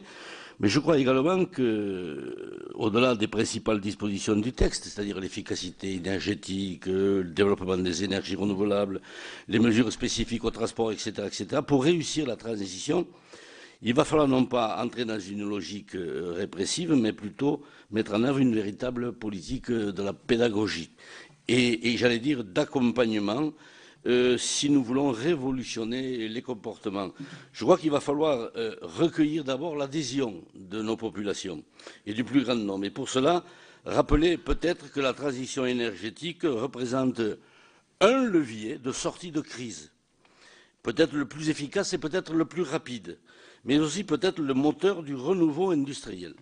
Et puisque j'ai évoqué l'indispensable mobilisation des populations pour réussir la transition, j'ajouterai que pour mobiliser le plus grand nombre, il nous faudra aussi mettre de l'humain dans ce débat. En faisant référence par exemple à l'équité, à la justice, à la lutte contre la précarité et à la solidarité de tous sur une planète unique. J'ai parlé précarité énergétique. Moi, je me réjouis de la mise en œuvre du chèque énergie. Certes, le nombre des bénéficiaires des tarifs sociaux, c'est-à-dire tarifs de première nécessité, tarifs spéciaux de solidarité pour le gaz, ont été ouverts à quelque chose comme 4 millions de ménages. C'est un grand pas en avant. Mais force était de constater que cela concernait ceux qui se chauffaient à l'électricité et au gaz. Par contre, nous avons oublié au bord du chemin celles et ceux qui se chauffent au fioul et au bois. Et là, je crois qu'il était indispensable que le chèque énergie prenne en compte les situations de ces personnes-là. Biocarburants, je vais très vite, hein, d'accord pour laisser de côté les biocarburants première génération, mais alors, il va falloir mettre le paquet sur la deuxième génération, je parle de la lignocellulose, et il va falloir mettre un sacré paquet sur la recherche sur la troisième génération, c'est-à-dire les micro-algues. Une question qui n'a pas été posée, que pensez-vous du développement de l'autoconsommation en matière d'électricité d'origine renouvelable? Et enfin, j'en termine là-dessus, concernant les mesures en direction des transports, 26% des émissions de gaz à effet de serre, on ne peut pas dire que ces mesures-là, dans le texte du projet de loi, se résument au tout électrique. J'ai là la liste des mesures qui concernent les mesures à prendre concernant le secteur des transports. Je pense que cette liste est assez impressionnante. Nous sommes loin de nous concentrer uniquement sur le tout électrique. Merci. Donc, je vais donner la parole à un membre de la Commission du développement durable. Je vais demander quand même aux personnes qui s'expriment d'être brèves, parce que même si on a rajouté un petit peu de temps, il y a beaucoup de demandes de parole, et donc soyez brefs. Madame Herviot a la parole. Merci, Monsieur le Président. Tout d'abord, très rapidement, non seulement mes félicitations pour le travail accompli, mais également mes remerciements aux deux rapporteurs et Monsieur le Président pour la clarté de leurs propos et l'aide qu'ils apportent à notre travail de parlementaire. Comme disait mon collègue, beaucoup de choses ont été dites, donc je vais moi recentrer très vite sur deux choses. Tout d'abord, c'est vrai que l'urgence climatique est là, elle frappe à notre porte depuis longtemps, comme vous le disiez, Monsieur Jouzel, et c'est vrai qu'on a besoin d'aller très vite maintenant. Il ne faut pas oublier tout ce qui touche aussi, très souvent lié à la pollution, notamment atmosphérique, aux problèmes de santé. Je pense qu'il faudra insister là-dessus. Le deuxième point sur lequel je voudrais insister, c'est lorsque vous disiez tout à l'heure, vous parliez des territoires à énergie positive. Moi, je suis tout à fait persuadée que c'est de là aussi que viendra à la fois la pédagogie, mais aussi l'exemplarité et le développement de l'ensemble du territoire. Ces territoires à énergie positive, je ne me permettrai pas d'intervenir sur les propositions de mes collègues. J'ai vu que dans votre rapport, il y faisait référence à ce qui se passe dans les départements d'outre-mer. Je sais qu'on a deux spécialistes là très attachés à ces problèmes-là. Moi, je plaiderais pour les insularités métropolitaines, si vous me permettez le terme. C'est-à-dire qu'on a là des territoires petits, très proches, mais des territoires qu'on a très souvent présentés comme avec des handicaps naturels, les traversées, le surcoût de tout cela. Et ces territoires-là, vous avez des populations qui sont prêtes à transformer tout cela en aménité positive, c'est-à-dire de dire on veut bien être expérimentateurs et faire en sorte que nos territoires deviennent des territoires, eux aussi, complètement à énergie positive. Mais on a besoin de cela. On a tous les moyens, je crois, en ce moment pour le faire. La réflexion sur la simplification administrative, la future loi NOTRe sur les territoires, les urgences qu'il y a à avoir les énergies renouvelables. Et puis ça ne prend pas parce qu'il y a toujours un tas de barrières, de choses qui font qu'on reporte, etc. Et je voyais dans votre rapport, vous faisiez allusion à, alors je crois que c'est la page 15 ou 16 ou 17, je ne sais plus, à la nécessité aussi de donner, comme vous le disiez, Monsieur le Président, cette volonté et cet enthousiasme des populations en faisant en sorte que sur ces petits territoires, ils soient aussi partie prenante et même financièrement pour aller jusqu'à se dire on prend notre destin en main et on va vers un territoire à énergie positive. Je m'arrêterai là. Bien, merci. Yannick Vaugrenard. Oui, merci Monsieur le Président. Merci d'avoir ajouté un quart d'heure à la discussion. Néanmoins, je suis convaincu qu'il y aura probablement beaucoup de frustration et c'est normal et je ne sais pas comment il pouvait en être autrement. Du coup, Monsieur le Président, on va avoir beaucoup d'autres auditions avant de discuter finalement de ce projet de loi.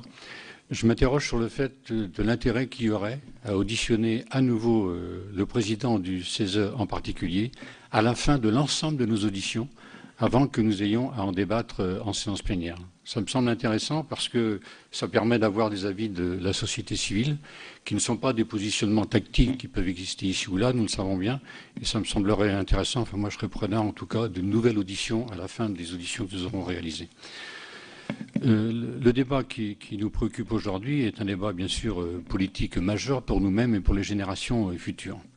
On mesure bien les difficultés qu'il y a entre l'affichage politique, on l'a vu au niveau du Grenelle de l'environnement, et la réalité ensuite, la mise en œuvre des politiques qui ont été affichées.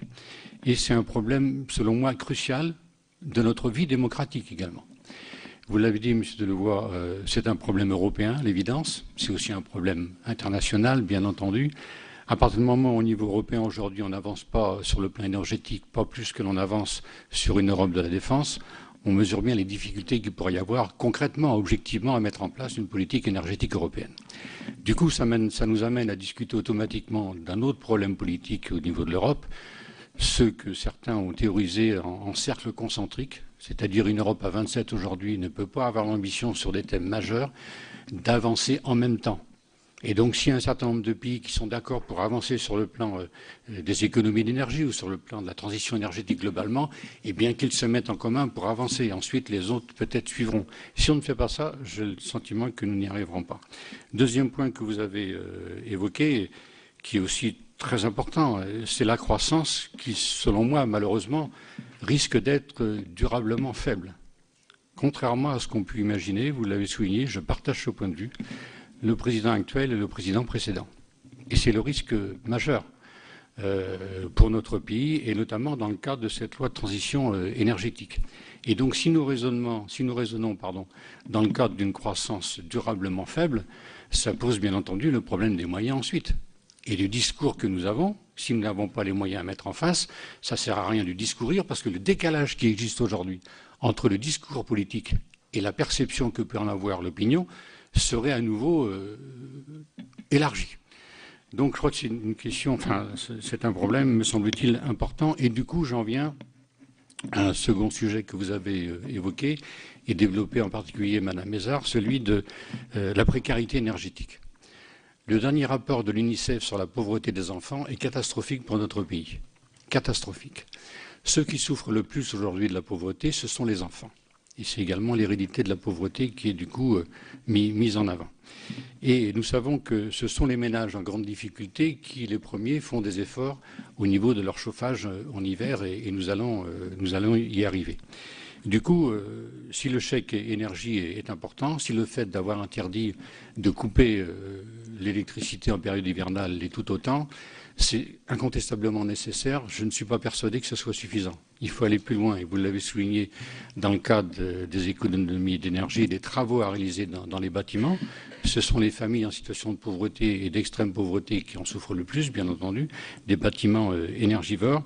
Je pense que sur cette question de précarité énergétique, ça doit être, je dirais, très mis en avant pour que ces populations qui se sentent à côté de notre vie démocratique puissent être incluses dans notre vie démocratique de manière à crédibiliser aussi cet aspect de transition énergétique indispensable pour nous-mêmes et pour les générations futures. Dernier point, 2-3 points. Sur la recherche, oui. 10 fois, 100 fois, oui. La recherche en refusant tout obscurantisme, en ayant des interventions et des propos frappés au coin du bon sens et rationnels. Quelle que soit la recherche effectuée, nous ne devons pas, par principe, ça existe parfois, considérer qu'elle ne doit pas exister. Elle doit exister, se mettre en œuvre. Ensuite, c'est à nous d'appréhender, responsables politiques, les tenants et les aboutissants des découvertes, mais la refuser par principe me semble extrêmement dangereux. Merci, Monsieur Pointreau. Oui, merci, Monsieur le Président. Je vais essayer de faire bref sur en quatre points. Sur la transition énergétique concernant les transports, c'est vrai qu'il y a beaucoup de contradictions, beaucoup d'incohérences, et ça a été dit tout à l'heure avec l'abandon de l'écotaxe notamment, et sur le fait qu'on s'aperçoit qu'on a de plus en plus de camions sur les routes, sur les autoroutes, et on n'a pas entendu parler ce matin du ferroutage, du fret ferroviaire, où on voit bien que la SNCF ne fait pas tout ce qu'il faut pour avancer sur ce sujet. Je ne sais pas si c'est le rôle de la SNCF de faire du covoiturage, de réaliser le covoiturage ou de faire du transport routier, mais il faudrait qu'elle s'intéresse un peu plus à son métier de base. Deuxième point, quel est le poids de la France dans notre volonté de transition énergétique? C'est bien beau de vouloir toujours montrer l'exemple, d'être le mieux-disant sur le plan écologique. Mais il faut savoir, est-ce que ça ne va pas être au détriment de la compétitivité, puisqu'on voit bien qu'on n'a pas, on l'a dit, on n'a pas de politique européenne énergétique, on n'a pas de politique européenne sociale, et que c'est vu par les entreprises, par le monde agricole, comme une punition. On voit bien, ça a été dit, c'est plus vu comme une punition, parce qu'il n'y a pas de retour à l'investissement qui est avéré. Quand on fait le calcul au départ, il n'y a pas un retour à l'investissement. Il y a plus de charges que de retour à l'investissement. Et il faudrait expliquer et faire de la pédagogie peut-être à nos entreprises. Et puis le dernier point, par rapport, là je m'adresse à M. Jouzel, par rapport à ce nouveau rapport qui est inquiétant et anxiogène sur le climat, je voudrais savoir ce que pense M. Jouzel de la dernière étude concernant le professeur Robert Stavins de l'Université de Harvard, qui précise que la température s'est stabilisée dans la basse stratosphère depuis maintenant 2 décennies, et par rapport aussi à ce qu'on peut entendre un peu ça et là, que la couche d'ozone s'améliore et que voilà, donc il y a des contradictions aussi dans les études. Moi, j'aimerais bien avoir quelques points sur ce sujet. Pardon. La parole est à Martial Bourquin. Oui, Monsieur le Président, je voudrais remercier les intervenants. On a eu franchement de belles interventions qui nous permettent d'apprécier le spectre des problèmes de la transition énergétique. Mon souci, c'est que nous vivons un ralentissement économique important, comme l'a dit le Président tout à l'heure, et certains risquent de faire marche arrière, allant chercher des marchés et mettant de côté la transition énergétique. C'est le plus gros problème que nous pouvons rencontrer. Et je pense qu'il y a peut-être plusieurs pistes, mais que vous avez abordées, mais je voudrais repréciser, sur la fiscalité, par exemple. On risque d'avoir un catalogue de bonnes intentions et ne pas avoir les moyens de les mettre en œuvre. Et si on n'a pas une action forte au niveau de l'orientation de la fiscalité, certains pays d'Europe du Nord ont basculé massivement la fiscalité du travail vers la consommation de CO2. Est-ce que ce n'est pas la piste à privilégier? Et nous aurions là la possibilité à la fois de faire baisser le coût du travail. On sait qu'aujourd'hui, c'est un élément non négligeable de compétitivité. Mais deuxième chose, d'intéresser fiscalement à la transition énergétique. Et là, ça pourrait être une piste. La deuxième piste, ce sont les appels d'offres. Faire en sorte que sur les appels d'offres, l'empreinte carbone soit beaucoup plus présente pour que lorsqu'il y a confrontation de prix, l'empreinte carbone soit un élément déterminant de choix. Et là, peut-être faut-il travailler encore plus dans ce domaine pour faire en sorte que les entreprises en général, mais aussi la commande publique, qui est énorme dans un pays comme la France, puissent travailler et faire en sorte que ce soit non seulement des ressources fiscales, mais on prenne le mieux-disant énergétique et au niveau de l'empreinte carbone. Voilà, je pense que pour les plus fragiles d'entre nous, il y a une vraie question. On risque d'avoir les bobos, on risque d'avoir des personnes qui ont les moyens, qui vont avoir des maisons passives, et toute une série de la population, 8 à 10 millions de personnes en France, qui vont rester à côté de cette transition énergétique. Et je me demande où il y a, par exemple, de l'ANRU, on va avoir tout à l'heure une audition sur l'ANRU, on arrive à isoler. On arrive à faire en sorte qu'on ait vraiment une qualité d'isolation bien meilleure. Mais on laisse de côté des millions de personnes. Et ne faut-il pas avoir un plan extrêmement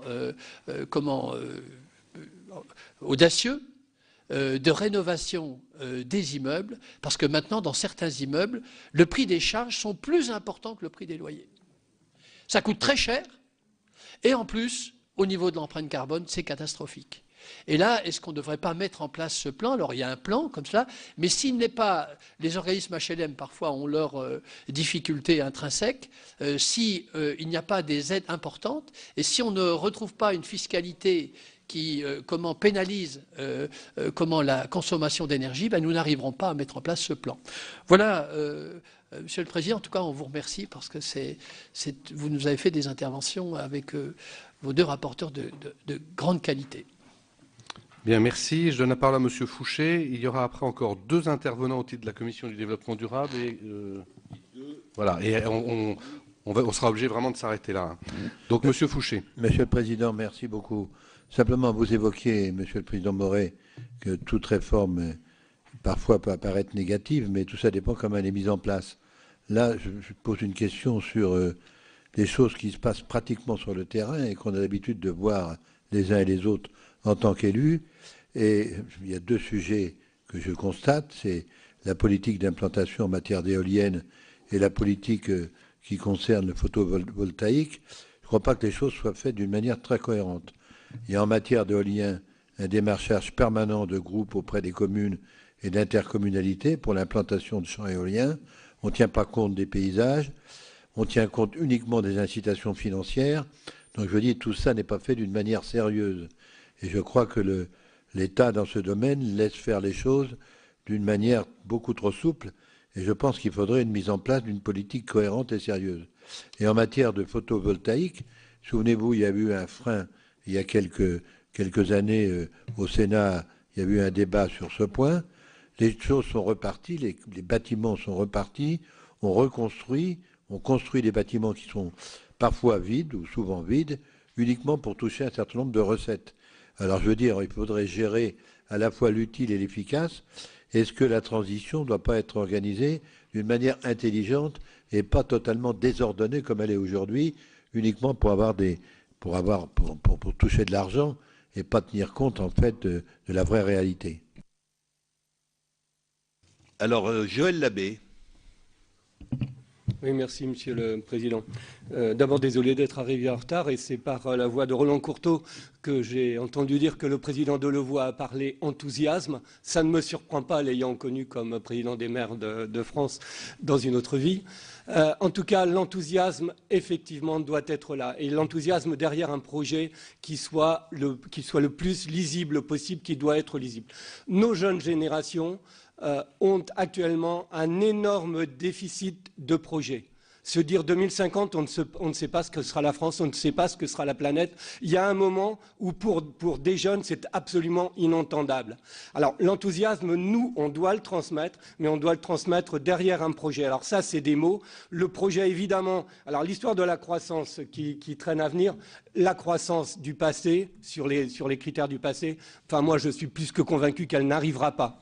Une nouvelle forme de croissance avec une véritable transition, non pas une rupture brusque, mais par contre une transition avec un virage qui soit clairement donné, avec des orientations qui soient clairement données. On a beaucoup de domaines où l'innovation est en place et où là on a à creuser de nouvelles formes d'emploi. Je pense à l'économie circulaire, la transition énergétique évidemment, l'économie de proximité avec les services à la personne, l'économie sociale et solidaire. Une nouvelle économie agricole et alimentaire, là, extrêmement pourvoyeuse en nouveaux emplois, qui sont d'anciens emplois qui ont été éliminés dans une nouvelle forme d'agriculture et d'alimentation qui soit progressiste. Mais là, il faut qu'on ait une lecture véritablement claire. Alors, il y a des antagonismes avec les lobbies, avec tout ça. On ne peut pas avancer. On a besoin d'avoir quelque chose de clair. Et cette transition qui est la véritable transition de l'économie verte au sens large et extrêmement noble du terme, il y a beaucoup à espérer là-dessus. Ceux qui croient en la recherche, j'en fais partie. Mais par contre, pas la recherche qui soit une fuite en avant, celle des apprentis sorciers, poussant à la fuite en avant justement. Donc une nouvelle société émergente, elle est en train de se construire presque en souterrain et d'une façon alternative mais extrêmement minoritaire. Je vous invite à regarder, je crois que c'était hier soir, le nouveau film de Marie-Monique Robin, Sacrée Croissance. Regardez ça sur l'ensemble de la planète, les alternatives émergentes qui sont présentées. Et enfin, je vais une nouvelle fois citer Pierre Rabhi. On y arrivera lorsqu'on sera capable d'admettre une sobriété heureuse. Je vous remercie. Merci, Madame Joanneau. Merci, Monsieur le Président. Un grand merci à nos intervenants pour leur capacité à mettre les points sur les i, et je pense qu'ils le feront encore dans leurs réponses. Alors, premièrement, il faudrait qu'on ait un débat sur l'adaptation, et notamment à la suite et du rapport que vous avez fait au Conseil économique et social et du rapport que Jean Jouzel a remis à la ministre au mois de septembre. Deuxièmement, est-ce qu'il y a eu des débats au sein de votre institution sur les investissements nécessaires effectivement pour cette transition, y compris la question des subventions ou dépenses fiscales en faveur des énergies fossiles versus le coût que représenterait l'inaction. Troisièmement, est-ce que vous avez eu des débats sur les objectifs en termes de réduction des émissions de gaz à effet de serre ou d'empreinte carbone ? Parce que la situation de la France n'est pas nécessairement brillante sur ce point. Quatrièmement, quels ont été les débats autour du principe d'expérimentation? Alors là, je pense à l'économie circulaire, puisqu'on voit que les projets d'écologie industrielle territoriaux patinent faute de liberté d'expérimentation locale. Et cinquièmement, j'ai vu des propos assez positifs sur les questions de fabrication additive. Est-ce que vous envisagez un rapport sur ce sujet? Est-ce que vous envisagez un rapport sur la société ou l'économie collaborative? Merci. Alors, dernier intervenant pour les affaires économiques, Daniel Grémillet. Oui, merci Président. Très brièvement, effectivement, je partage complètement l'expression de dire ce rapport doit bien se placer dans un contexte de transition énergétique. Et je pense qu'il serait peut-être judicieux, comme d'autres collègues l'ont dit tout à l'heure, que le CSE nous apporte aussi des éclairages, parce que là, on est sur l'énergie, la transition énergétique. On a d'autres défis dans notre pays, celui de l'emploi, celui de la reconquête industrielle. Et il serait judicieux de faire des croisements entre les réflexions et les rapports, et notamment les rapports qui ont été faits au niveau de la commission économique du CEC, sur ces orientations, ces stratégies de reconquête industrielle. On sait tous, en termes industriels, qu'il y a deux raisons de la compétitivité. La première, c'est bien sûr le coût de la main-d'œuvre, mais pour toutes les entreprises où on prépare nos budgets aujourd'hui, un des points clés, c'est le prix énergétique. Et aujourd'hui, le monde industriel de notre pays, on assiste à un renouvellement assez profond des systèmes énergétiques.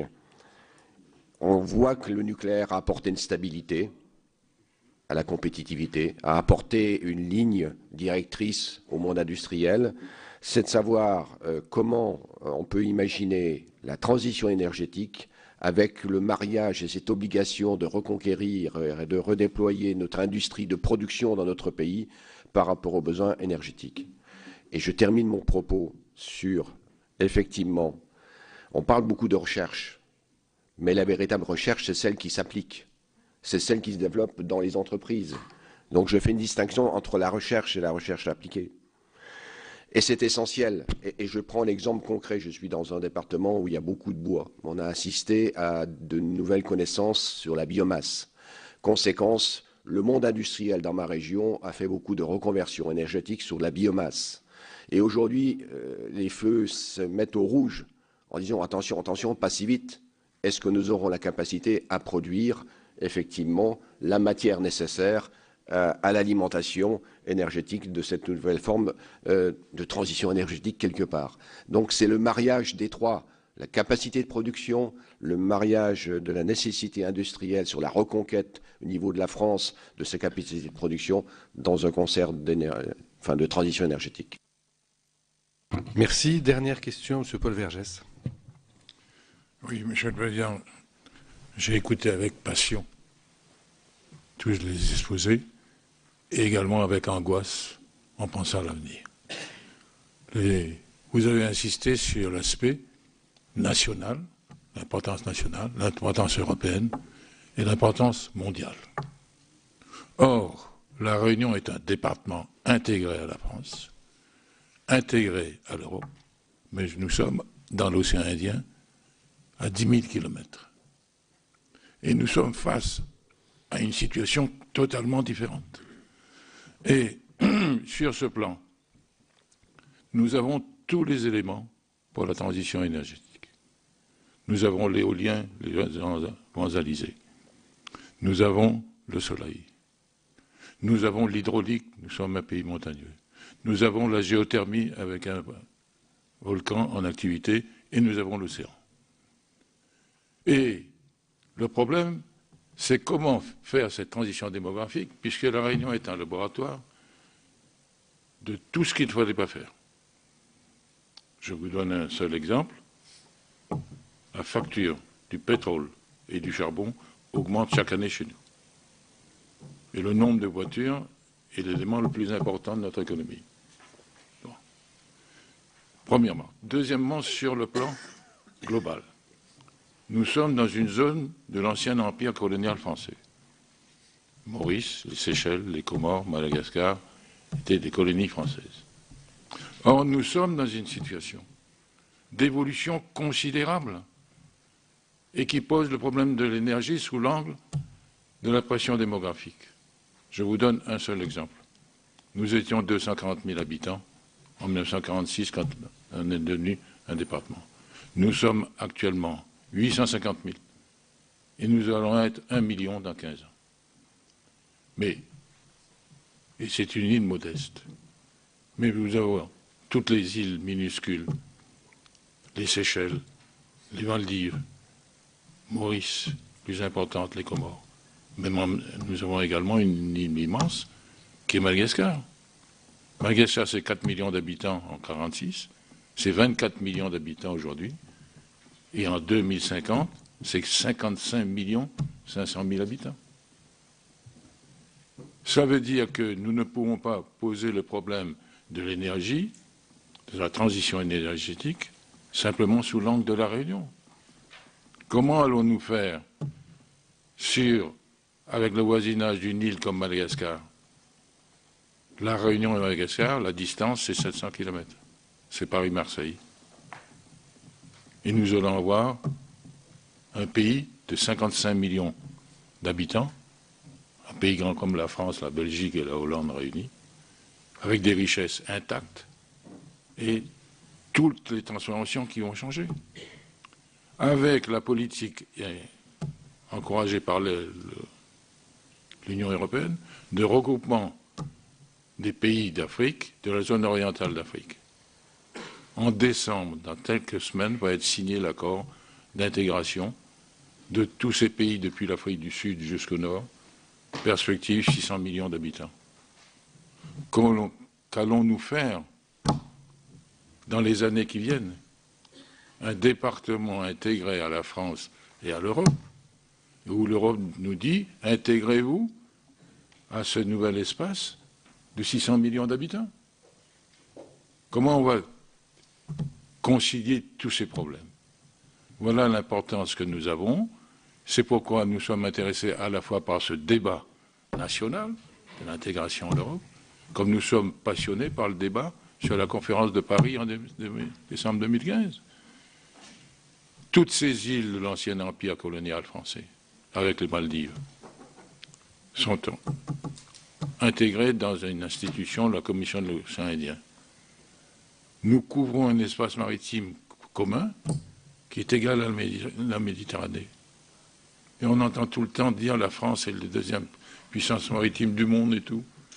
Et nous avons là une demande de toutes ces populations d'un co-développement à des états différents de développement.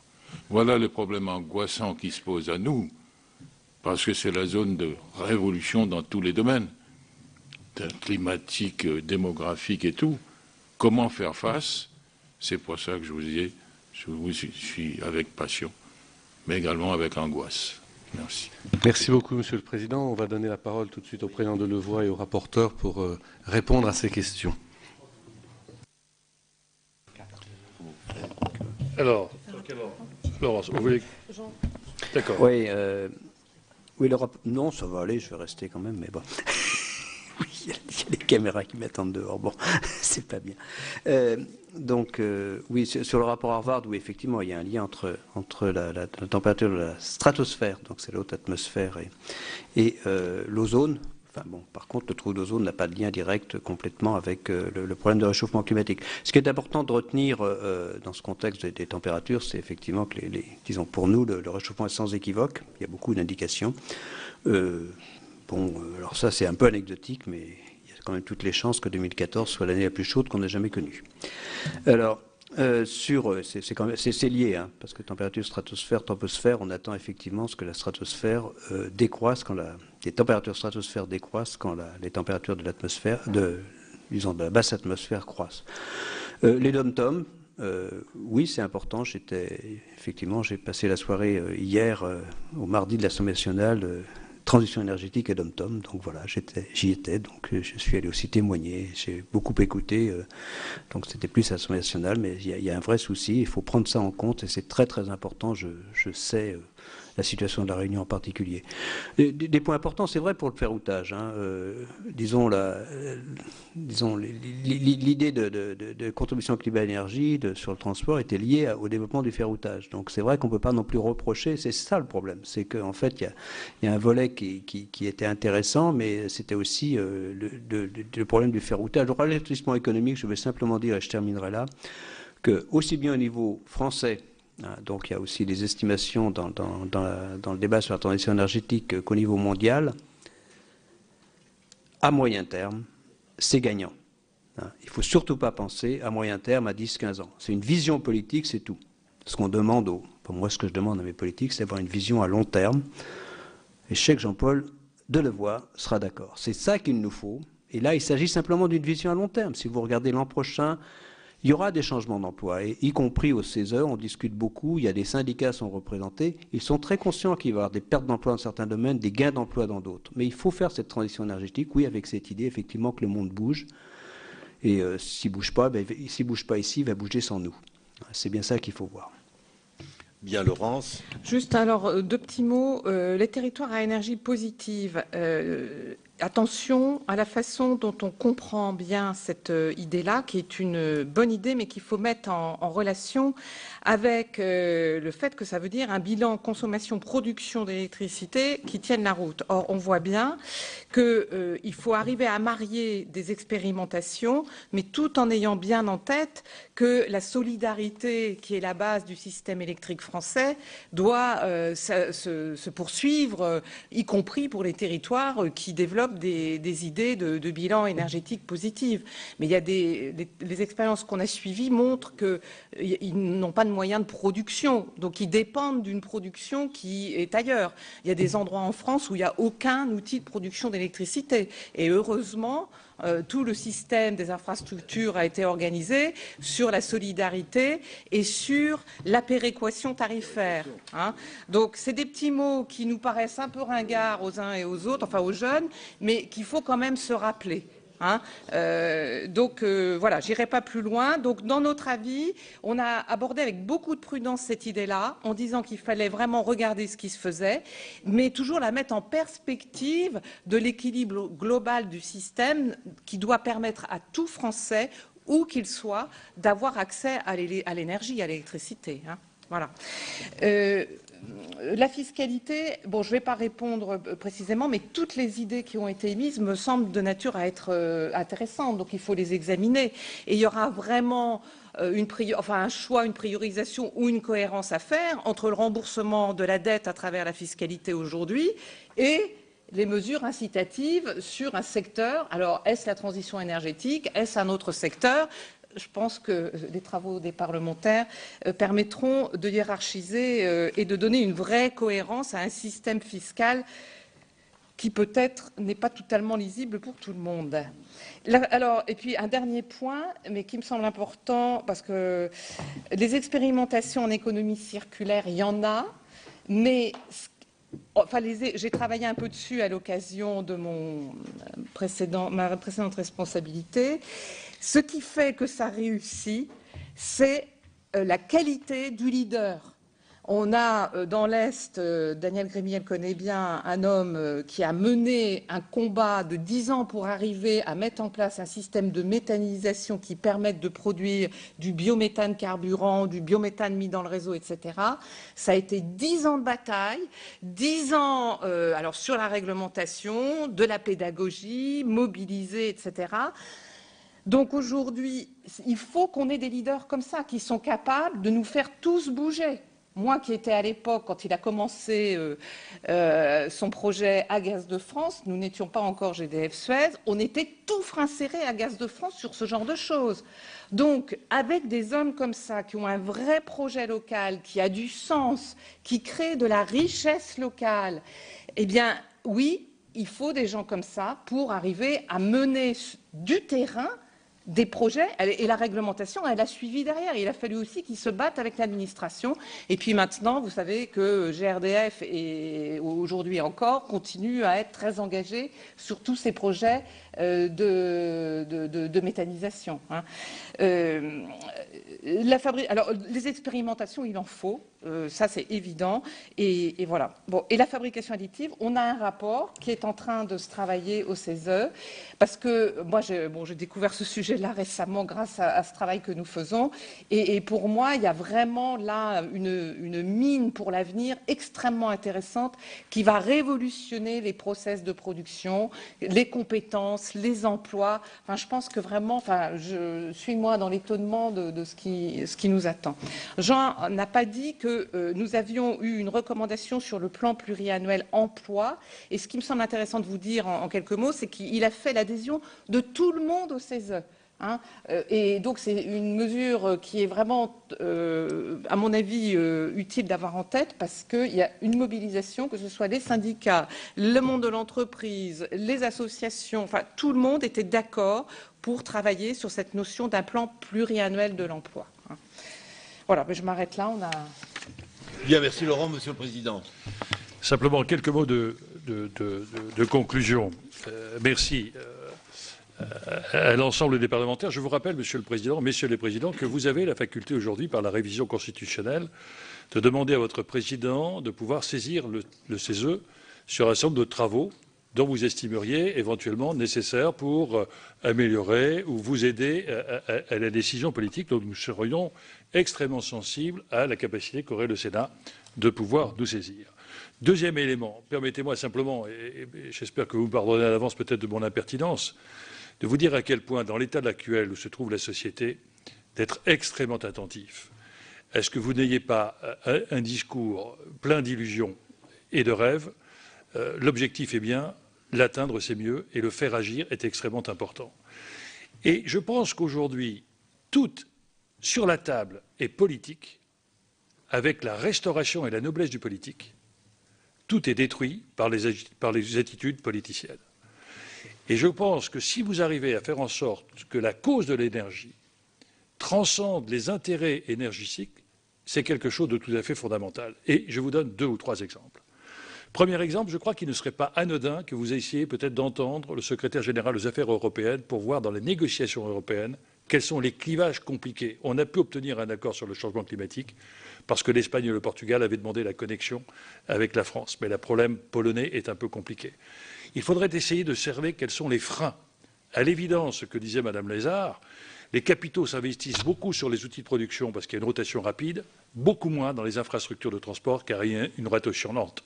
Or, demain, le problème, ça va être non seulement la production, mais la régulation et la capacité par l'intelligence numérique de pouvoir réguler les zones de production qui peuvent varier selon les climats.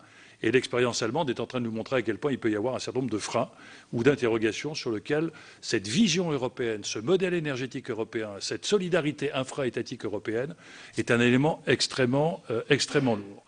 Troisième élément, nous avons très clairement indiqué que sur la recherche et le développement, il y avait une réflexion à mener sur l'augmentation du prix du carbone sur le marché carbone et une captation d'une partie de ces flux financiers pour pouvoir alimenter la recherche et le développement. Je rappelle que la moitié des chercheurs dans le monde sont américains et chinois, que la France est très bonne en recherche fondamentale, très peu en recherche appliquée. Nous sommes en train, dans une économie de l'innovation, de perdre la bataille de la recherche si nous n'y prenons pas garde. Or, l'énergie est un facteur de mobilisation industrielle, de mobilisation d'un mode de société et d'une mobilisation citoyenne. Donc, au lieu de voir cela comme une contrainte, parce qu'il y a une punition de plus de degrés si jamais nous ne prenons pas, essayons au contraire de transformer cette contrainte en objectif mobilisateur pour renforcer notre business de recherche. Les Chinois sont en train de faire des choses absolument extraordinaires, mais ils sont en train de s'engager dans une politique environnementale parce que derrière, il y a un business avec un retour d'investissement. Et dans ce retour d'investissement, j'attire votre attention sur un certain nombre de freins. Ce que disait Mme Lézard, c'est que l'ensemble des acteurs du Conseil économique, social et environnemental a estimé que la problématique de la rénovation thermique n'était pas uniquement peut-être un problème budgétaire, mais un problème de faiblesse de moyens d'ingénierie auprès des artisans, auprès des emplois qui ne sont pas suffisamment formés. Il ne s'agit pas d'ouvrir un marché, le marché existe. Mais quelle est la bonne réponse? Or, un certain nombre d'enquêtes qui ont été menées ont montré aujourd'hui le besoin peut-être d'une mobilisation forte du monde artisanal par ce marché-là, mais avec une formation des artisans aux nouvelles techniques, par une formation des conseils à apporter sur les meilleurs choix et les meilleures réponses à la rénovation thermique. Et comme vous l'indiquez, nous avons demandé aussi est-ce que les collectivités territoriales puissent être des tiers payants. Alors, balayant l'argument que nous était opposé par les banques, consistant que c'était un facteur de concurrence. Voilà pour cette audition des commissions des affaires économiques et du développement durable. Ils ont donc auditionné des membres du Conseil économique, social et environnemental, notamment Jean-Paul Delevoye, le président, ainsi que Jean Jouzel, également climatologue et vice-président du GIEC, sur la transition énergétique. Cela dans un contexte où on sait que le réchauffement climatique est alarmant, notamment après la remise du 5e rapport du GIEC, ce groupe d'experts intergouvernementaux sur le climat, rapport qui a donc été remis dimanche dernier. Vous pouvez toujours voir et revoir toutes les auditions sur notre site publicsénat.fr.